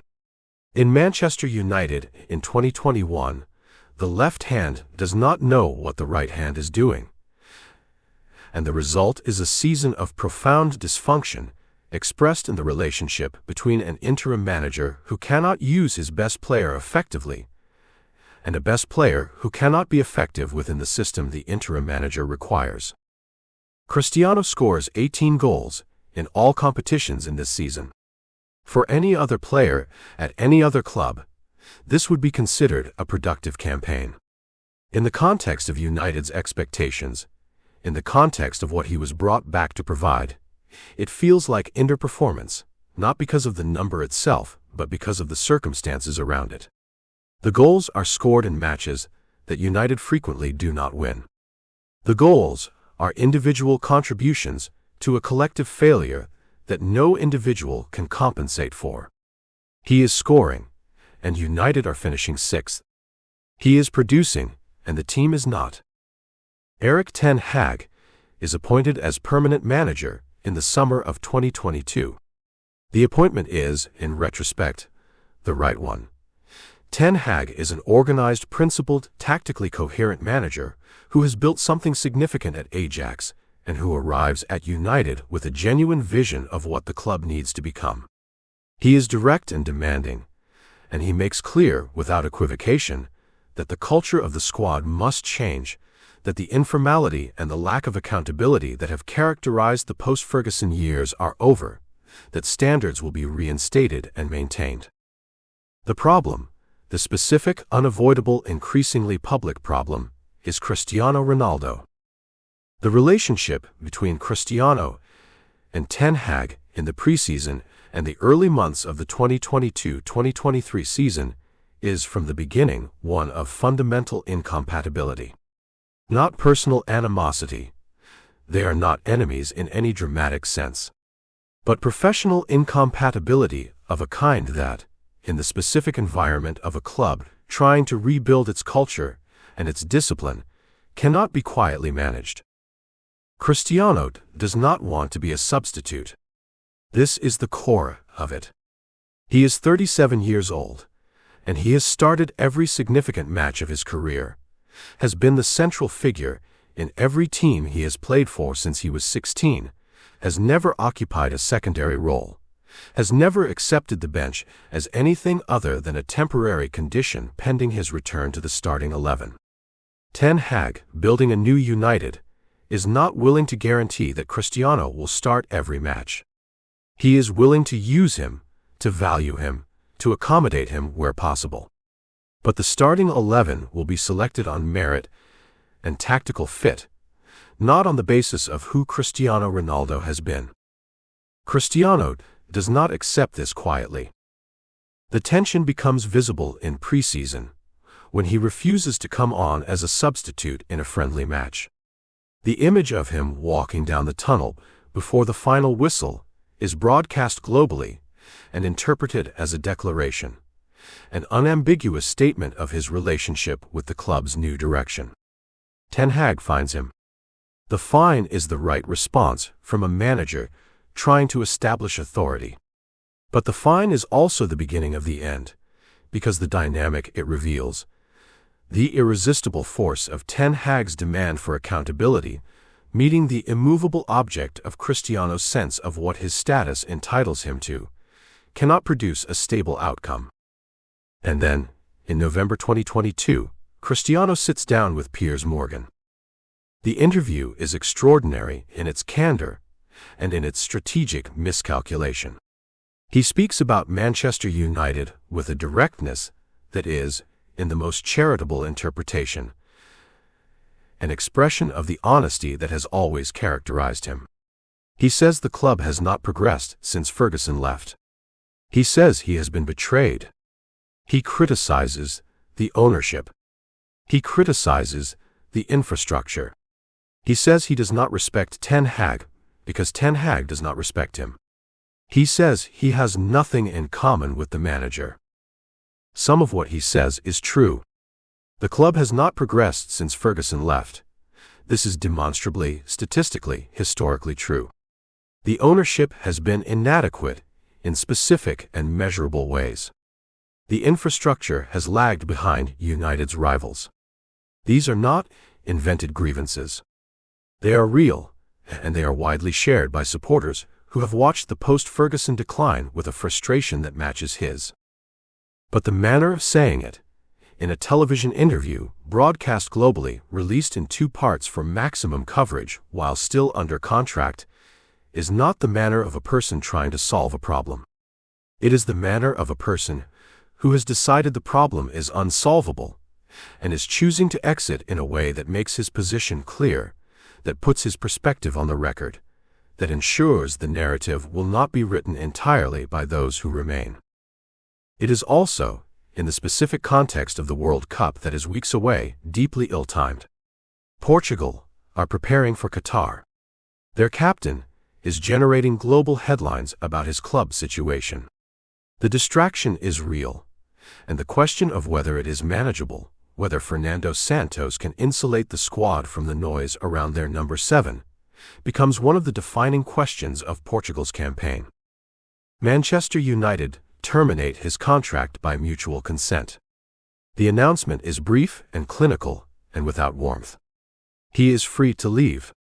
He has been free for some time, in every sense that matters, free from the pretense that the return was working, free from the performance of accommodation that neither party was managing convincingly, free from the specific, complicated unhappiness of a person whose professional life does not match his professional self-image.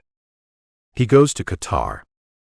The World Cup of 2022 is held in November and December, in a country and a climate and a context that is unlike any World Cup that preceded it. Qatar is small, the venues are close together.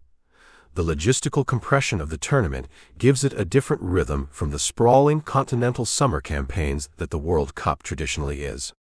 The football is played in cool evenings under lights, in stadiums that are architecturally striking and atmospherically, initially, slightly synthetic. The crowds are enthusiastic, but the history is not there. The sense of place that the great World Cup venues carry is absent. Portugal arrive in Qatar with a squad that contains, for the first time in a generation, genuine collective depth alongside their individual excellence. Bruno Fernandes is central to the attack. Bernardo Silva is at his technical best. João Cancelo is one of the finest full-backs in the world. The young generation of Portuguese football, the generation shaped partly by Cristiano's example, partly by the development infrastructure that Portuguese clubs have built over 2 decades, is present and ready. And there is a question that the tournament's opening week makes uncomfortable. A question about whether the captain, at 37, with the United situation unresolved, and the contract terminated, and the noise around him at unprecedented levels, whether the captain is the best starting option for this Portugal team, or whether a team that now has collective resources beyond any previous Portugal squad might function better with Cristiano in a different role. Fernando Santos provides his answer through selection. He starts Cristiano in the group stage. Cristiano scores, or appears to score, against Uruguay, claiming a touch on a cross that subsequently appears not to have actually touched his boot. He celebrates regardless, with the full force of his personality, and the goal is eventually attributed to him, and then the attribution is debated, and the entire episode becomes a small, strange metaphor for the noise around him in this tournament. What is real and what is performance? What is the contribution and what is the claim? He scores a penalty against Ghana. Portugal win the group. The round of 16 rings Switzerland, and Cristiano does not start, and Portugal wins 6-1 without him in the first 11, and Goncalo Ramos, the 21-year-old replacing him, scores a hat-trick. The margin of the victory without him in the starting role is unmistakable in its implication. Portugal are a better balanced team when Cristiano begins on the bench. This is not a comfortable fact. It is simply a fact. The quarter-final is against Morocco, Africa's first ever World Cup semi-finalist in waiting, a team of extraordinary defensive organization and collective spirit, playing the tournament of their lives. Cristiano starts on the bench again. He comes on in the second half when Portugal are already losing. He cannot change the match. Portugal are eliminated 1-0. He walks off the pitch in Doha, and the cameras find his face, and it is the face of genuine grief. Not the controlled, calibrated expression of a public figure managing his image, but the raw, undefended face of a man confronting the possibility, which he is confronting for the first time with full force, that this may have been the last World Cup. That the international project, the Portuguese project, the one he has carried for 20 years, the one that has given him the Euro 2016 triumph and the Nations League and the hat-trick against Spain and 1,000 nights of effort for his country, may be entering its final chapter. He is seen in the tunnel, walking away from the pitch toward the dressing room, and he appears to be crying. He does not stop for cameras. He does not manage the moment. He disappears into the tunnel, carrying something private and enormous. For a man who has always controlled his narrative with such careful intentionality, the tunnel walk is significant. It is the moment when the narrative exceeds his control, when the story is larger than the storyteller's capacity to contain it. He has played in 5 World Cups. He has never reached the semi-final. The World Cup remains the great absence, the trophy that the greatest generation of Portuguese football has chased and never caught, the peak that has remained just above the altitude they can reach collectively. The question now, the question that follows him out of the tunnel and into the uncertain space that opens after elimination, is what comes next. Where does he go from here? The contract with United is terminated. The World Cup is over. He is 37 years old. The European options, the Champions League clubs, the top 6 Premier League sides, the La Liga giants, are not available in the way they once were, not because his quality has entirely deserted him, but because the financial and tactical calculus of elite European football in 2023 does not accommodate at the wages he commands a 37-year-old forward. The world he built his career in is not offering him the stage he requires. So, he will find a different stage. Not smaller in his mind, different. A stage that offers something the European game cannot offer in this moment, centrality. The assurance that he is the main attraction. The guarantee that the project is organized around his presence, that his goals matter in a context that the world is watching, that the chapter being written is not a quiet farewell, but a genuine continuation. The next chapter is not what anyone expected. It never is with him. It never has been. Desert Sovereignty and the Hunt for 1000, 2023 to 2026. There is a number that has never existed before in the history of professional football. Not in any league, in any country, in any era of the game, from its earliest organized forms in the parks and fields of Victorian England, to the billion-dollar global industry it has become. No player, in the entire recorded history of professional football, has scored 1,000 goals. The number exists in the imagination of the sport, the way certain summits exist in the imagination of mountaineers, as the theoretical upper limit of what human ambition, applied with sufficient consistency over sufficient time, can achieve. A number so large that it ceased, at some point in the game's development, to be treated as a realistic target, and became instead a kind of mythological threshold. The territory beyond 950. The country beyond 975. The approach to 1,000. These are places that no one has ever lived in, that the game has no framework for describing, because the game has never had to describe them before. Cristiano Ronaldo is building a house there. The announcement of his move to Al Nassr in January 2023 arrives in the football world with the particular combination of shock and inevitability that attaches to things that are surprising in their specifics but logical in their general direction. Saudi Arabia. The Saudi Pro League.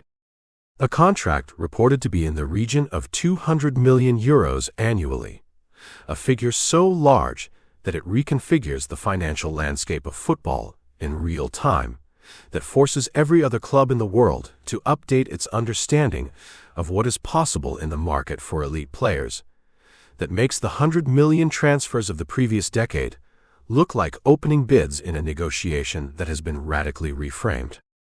The critics are immediate and numerous. He is going there to retire. He is cashing in. He is choosing money over competition. He is removing himself from the conversation about greatness by competing in a league that the world does not take seriously, against opponents who do not constitute a proper test, in a context so far removed from the Champions League nights that defined his career that the records he sets there will wear an asterisk in the minds of the game's historians. These critics are making the same mistake that critics have always made with Cristiano Ronaldo. They are underestimating the internal logic of his choices. They are applying to him the framework that applies to ordinary athletes, the framework in which the decision to move to a less competitive league is a concession to age, an admission that the highest level is no longer manageable, a graceful lowering of ambition. They are looking at the destination and concluding that they understand the journey. They do not understand the journey. The journey for Cristiano Ronaldo has never been about the league table or the UEFA coefficient or the prestige ranking of the competition he is playing in. The journey has always been about the project, the specific, personal, decades-long project of becoming the best version of something that has never existed. And the project, in January 2023, has a specific remaining objective that no European league can offer him in the same way. Not because European leagues lack prestige, but because European leagues cannot offer him what Al Nassr offers him. Centrality. Time. Volume. Al Nassr offers him the guarantee that he will play. Not rotate. Not manage. Not begin on the bench against lesser opponents to preserve him for the bigger matches. Play. Every match. Every week. As the central figure, the primary creative force, the player around whom the entire tactical identity of the club is organized. This is not ego, or not only ego. It is the rational calculation of a player who has identified a specific, numerical target and who understands that reaching it requires a consistent volume of competitive minutes that the post-37 European marketplace was not going to provide. 1,000 goals. That is the target. He is at approximately 850 when he arrives in Riyadh. The road between 850 and 1000 is not short. It requires consistent scoring across multiple seasons, requires the kind of availability and playing time that a rotational role in a top European club would not guarantee. But it is navigable if the conditions are right. Al Nassr provides the conditions. The city of Riyadh itself is a study in contrast that mirrors something of Madeira's volcanic duality, extreme in its wealth and its ambition, ancient in its cultural foundations, modern in its glass and steel skyline that rises from the desert with the unapologetic verticality of a civilization that has decided to announce itself to the world. The heat is total and uncompromising. The city operates in defiance of its climate, air-conditioned into livability, a human settlement that refuses the desert's terms and establishes its own. There is something here that Cristiano recognizes: the refusal to accept the conditions you were given, the insistence on creating the conditions you require. He adapts with the same systematic intelligence he has brought to every previous adaptation. He studies the league. He studies the opponents. He studies the physical demands of playing in a climate that is categorically different from anything in his professional experience. The heat management, the hydration protocols, the modified training schedules that Saudi football requires during the months when the temperature makes outdoor exertion genuinely dangerous. His medical and physical staff, the team of professionals he has assembled around himself over 2 decades, the nutritionists and physiotherapists and sleep specialists and conditioning coaches who have been the infrastructure of his extraordinary physical longevity, adapt their protocols for the new environment. He is 37 years old when he arrives. He is 38 within weeks. And yet the body, that extraordinary, meticulously maintained, obsessively optimized body, continues to do what it has always done. It performs. Not at 23, not at 28, not at the specific athletic peak that those years represented, but at a level that is, for 38, for 39, genuinely remarkable. The pace over longer distances has reduced. The explosive acceleration over the first 5 yards remains, because explosive acceleration is less dependent on cardiovascular capacity and more dependent on neuromuscular efficiency and lower body power. And Cristiano has spent 2 decades specifically developing and maintaining his neuromuscular efficiency and lower body power. The goals begin arriving in Saudi Arabia with a consistency that silences, one by one, the voices that predicted a comfortable, low-intensity retirement in desert luxury. He scores on his debut. He scores the week after. He scores from distance and from close range, from free kicks and from headers, and from the precise, technically assured finishes that have always been the signature of his mature goal-scoring. He scores in the Saudi Pro League, and in the Arab Club Champions Cup, and in the King Cup, and in every competition that Al Nassr enter with his name on the team sheet. The numbers build. 870. 890. 900. The 900-goal milestone passes, and the football world, somewhat against its earlier instinct, pays attention. Not because the Saudi Pro League is the Champions League. Not because the opponents are of the quality he faced at Real Madrid. But because 900 goals is 900 goals, and the accumulation of them, the relentless career-spanning consistency of production that the number represents, is not diminished by the flag of the country in which the final hundreds were scored. His teammates at Al Nassr are not the Modrics and Kroos and Bale and Benzemas of Real Madrid. They are professional footballers of good quality, some of them well known from European careers, others less celebrated. Anderson Talisca provides quality and goals. Sadio Mane joins, the former Liverpool and Bayern Munich forward, a player of Champions League pedigree, a man who has won at the highest level and who brings to the Saudi League a competitive intensity that elevates the collective around him. The Saudi Pro League is changing. Not into the Premier League, not yet, perhaps not ever, but into something that the football world is being forced to take more seriously than its initial dismissal suggested. The investment is real. The ambition is real. Karim Benzema arrives at Al Ittihad.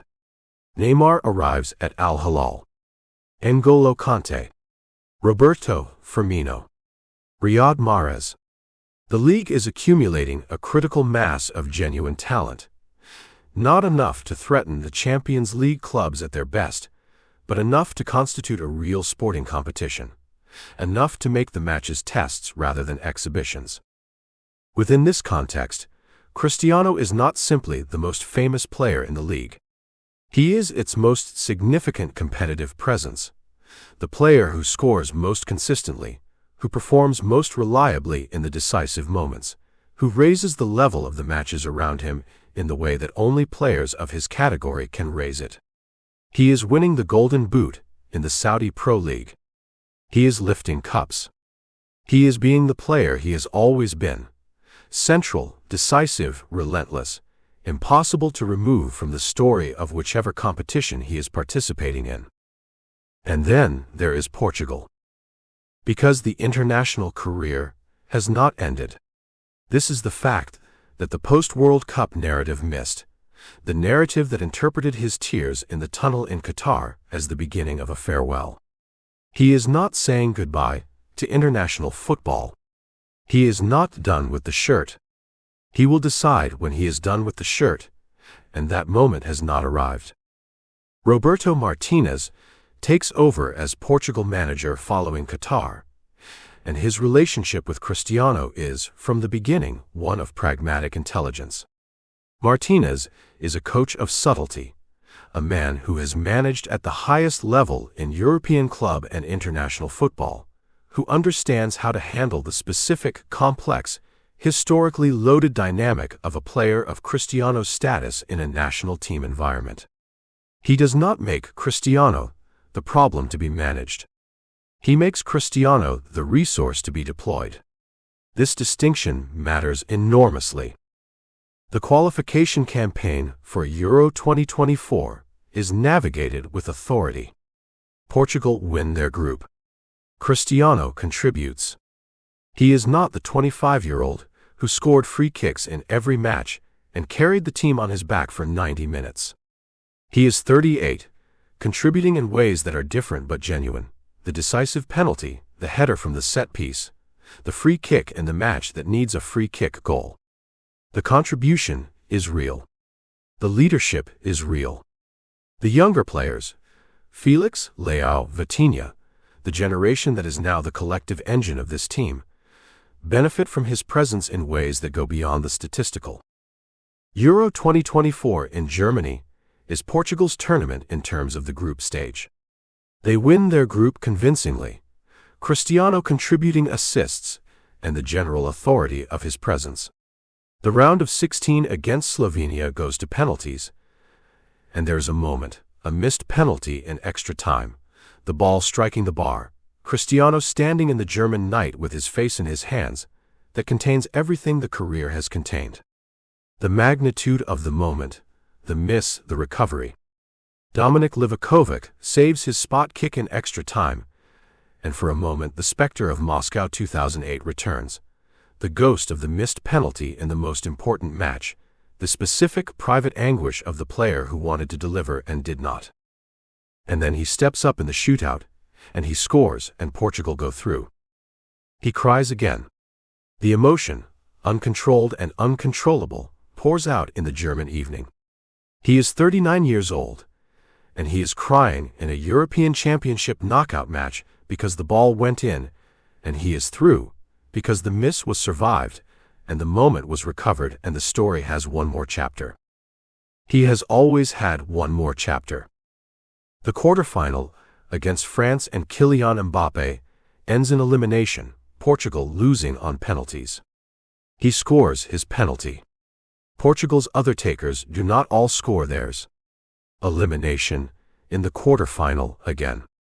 The recurring pattern of the tournament career, the group stage authority, the knockout uncertainty, the individual excellence insufficient to carry the collective beyond a certain point. He returns to Saudi Arabia. He returns to the goals, the records, the accumulating number. And then the Nations League of 2024-2025. Portugal enter the competition under Martinez with the squad that Euro 2024 confirmed. A genuine collective, balanced and deep, with Cristiano as the elder statesman and the set-piece specialist and the leadership presence rather than the primary creative engine. They move through the competition with the quiet authority of a team that knows itself well, that has been together long enough to have developed the automatic understanding that only prolonged collaboration produces. The finals are held in Portugal, on home soil, in the country that made him, in the city of Lisbon, and the wider Portuguese football geography that has been the backdrop to his entire international existence. The semi-final. The final.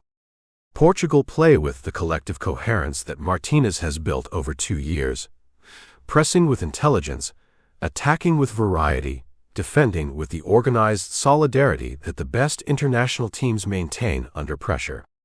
And Cristiano is there, not carrying the team the way he once carried it, but present in the way that great players are present in their final seasons, not as the primary instrument of creation but as the decisive instrument of conversion. When the chance comes, in the specific pressure of the moment that matters, he is there and he scores and Portugal advance. Portugal win the Nations League. His second major international trophy. 40 years old and winning international silverware with his country. Standing on a podium in Portugal, in the country he left at 12 to prove himself to the world, and to which he has been returning ever since, in love and in debt and in gratitude, lifting a trophy with the generation of Portuguese players that he has watched grow from teenagers into champions. The speech he gives to his teammates after the final is private. But those present describe it later with a consistency that suggests its character. It is not a valediction. It is not a goodbye.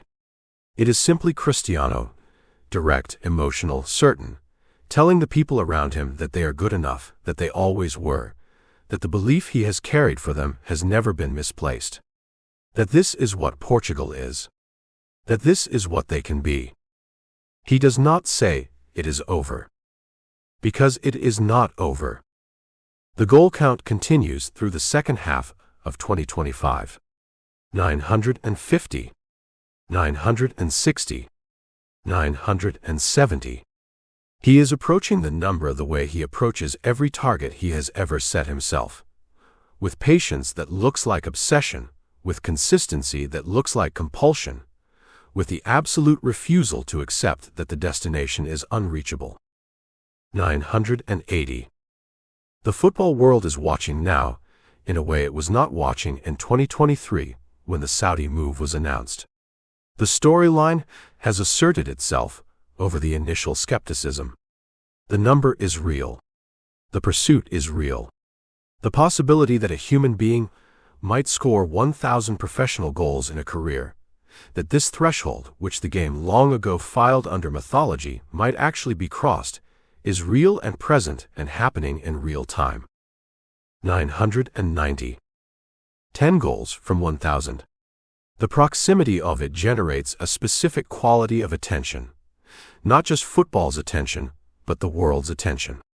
The milestone is comprehensible to people who do not follow football, who do not know a Champions League from a cup final, who do not understand the technical dimensions of his career. 1,000 goals. The round number that exceeds everything before it. The number that, when crossed, will produce a moment that the sport has never produced before. He is 40 years old, or approaching it. He is in Saudi Arabia, in the desert heat, in the stadium that carries his name in neon lights visible across Riyadh on match nights. His body, which has been the central project of his professional life since he was a teenager in a sporting dormitory, reading about nutrition and watching footage of the great players, and deciding deliberately and precisely what he was going to become, his body is still delivering. still producing, still available for selection week after week, in the way that only the most disciplined physical preparation makes possible at 40. The body did not age the way the world expected it to age, because he did not let it. Because the choices he made at 23 and 27 and 32, the ice baths and the sleep cycles and the elimination of alcohol and the 6 small meals and the gym sessions before the sun came up, those choices are paying their final, most visible dividend now, at an age when the bodies of players who trained well but not with his specific obsession have long since declined beyond the capacity for elite performance. He trains every day. This is not metaphor. This is not inspirational language. He literally trains every day, on match days and rest days, and during international breaks, and during the brief holidays that his schedule permits. The training is modified, calibrated, adjusted to the specific demands of the day and the week, and the recovery requirements of a 40-year-old body. But it is never absent. The work is never absent. The ethic that began on an empty pitch in Funchal with a ball and a fading light and no audience is still present, still operative, still the engine of everything. His son, Cristiano Ronaldo Jr., Cristianinho as the family calls him, is now a footballer himself. A teenager learning the game, watched by a world that cannot help comparing him to his father, which is the most unfair comparison available to any young athlete anywhere in the world. Cristiano watches him with a pride and a protectiveness that is entirely human, entirely removed from the competitive machinery that governs everything else in his professional life. He speaks about his son with a tenderness that is the same tenderness that Dolores Aveiro expressed for him, the specific, ferocious love of a parent who wants better for their child than the world is likely to simply provide. The family that surrounds him, Georgina Rodriguez, his partner, the mother of several of his children, the wider family that includes his mother and his siblings, and the extended Madeira network that has always been present, constitutes the private world that the public world is not permitted to fully enter. He is a private person, in ways that his extraordinary public visibility obscures. The fame and the scrutiny are total. The interior life is guarded. What happens at home, in the quiet hours between training and matches, and the endless demands of a global icon's existence, belongs to him and to the people he has chosen. He calls his mother. He still calls his mother. Dolores Aveiro, in her 70s, has watched her son's career from the very beginning, from the departures at Funchal Harbor to the Champions League finals, from the dormitory at Sporting to the podium in Lisbon, from the 12-year-old who cried at night for his island to the 40-year-old who stands on stages the world has never seen an athlete stand on before. She does not say she told us so. She does not need to. She knew. She always knew. The number approaches 1,000 with the slowness and the certainty of a tide. There will be a night, a specific night in a specific stadium in a specific match, when Cristiano Ronaldo scores the goal that crosses the threshold. When the net moves, and the referee signals and the scoreboard updates, and somewhere in the data systems of football's governing bodies, a number changes from 999 to 1,000. And the sport crosses into territory that has no historical precedent, that no map has charted, that no previous career has made navigable. That night has not yet arrived as this chapter is written. But it will arrive. The only question, the question that has governed this entire story, from the volcano of Funchal to the desert of Riyadh, has never been whether. It has always been when. Because Cristiano Ronaldo has never once, in 40 years of living and 30 years of playing, allowed the possible to remain theoretical. He converts it. He always converts it. That is, in the end, the simplest and most complete description of who he is. Not a footballer, exactly. Not an athlete, exactly. Not a brand or an icon or a record breaker or a phenomenon, though he is all of these things. He is a converter. A person who takes the raw material of talent and time and ambition and suffering and joy and loss and triumph and the specific, irreplaceable education of a life lived at the absolute edge of human capability, who takes all of this and converts it consistently across decades into something the world can see and measure and remember. 1,000 goals. The number that has never existed. He is building it. He is almost there. And when he gets there, when the net moves and the moment arrives and the history is made, it will not be a surprise. It will be exactly what he told us it would be. From the very beginning. From the street in Santo Antonio, where a boy with a ball and an island inside him looked out at the wide Atlantic and saw not the limit of the world, but the beginning of it. This concludes the audiobook presentation of Cristiano Ronaldo, Sovereignty and the Science of Longevity. From a small boy kicking a ball on the cobblestone streets of Santo Antonio to an international monarch standing on the threshold of a mythic 1,000th professional goal, the journey of Cristiano Ronaldo reminds us that greatness is never merely given, it is built. The standards we establish in the quiet, when no one is watching, are the very standards that define our finest hours in the light. Thank you for listening to this audio production. If this deep dive into the architecture of elite performance and human willpower has inspired your own pursuits, please consider taking a moment to leave a rating or a brief review on your favorite listening platform. Your feedback is greatly appreciated. Goodbye, and may your own journey keep moving toward its highest summit.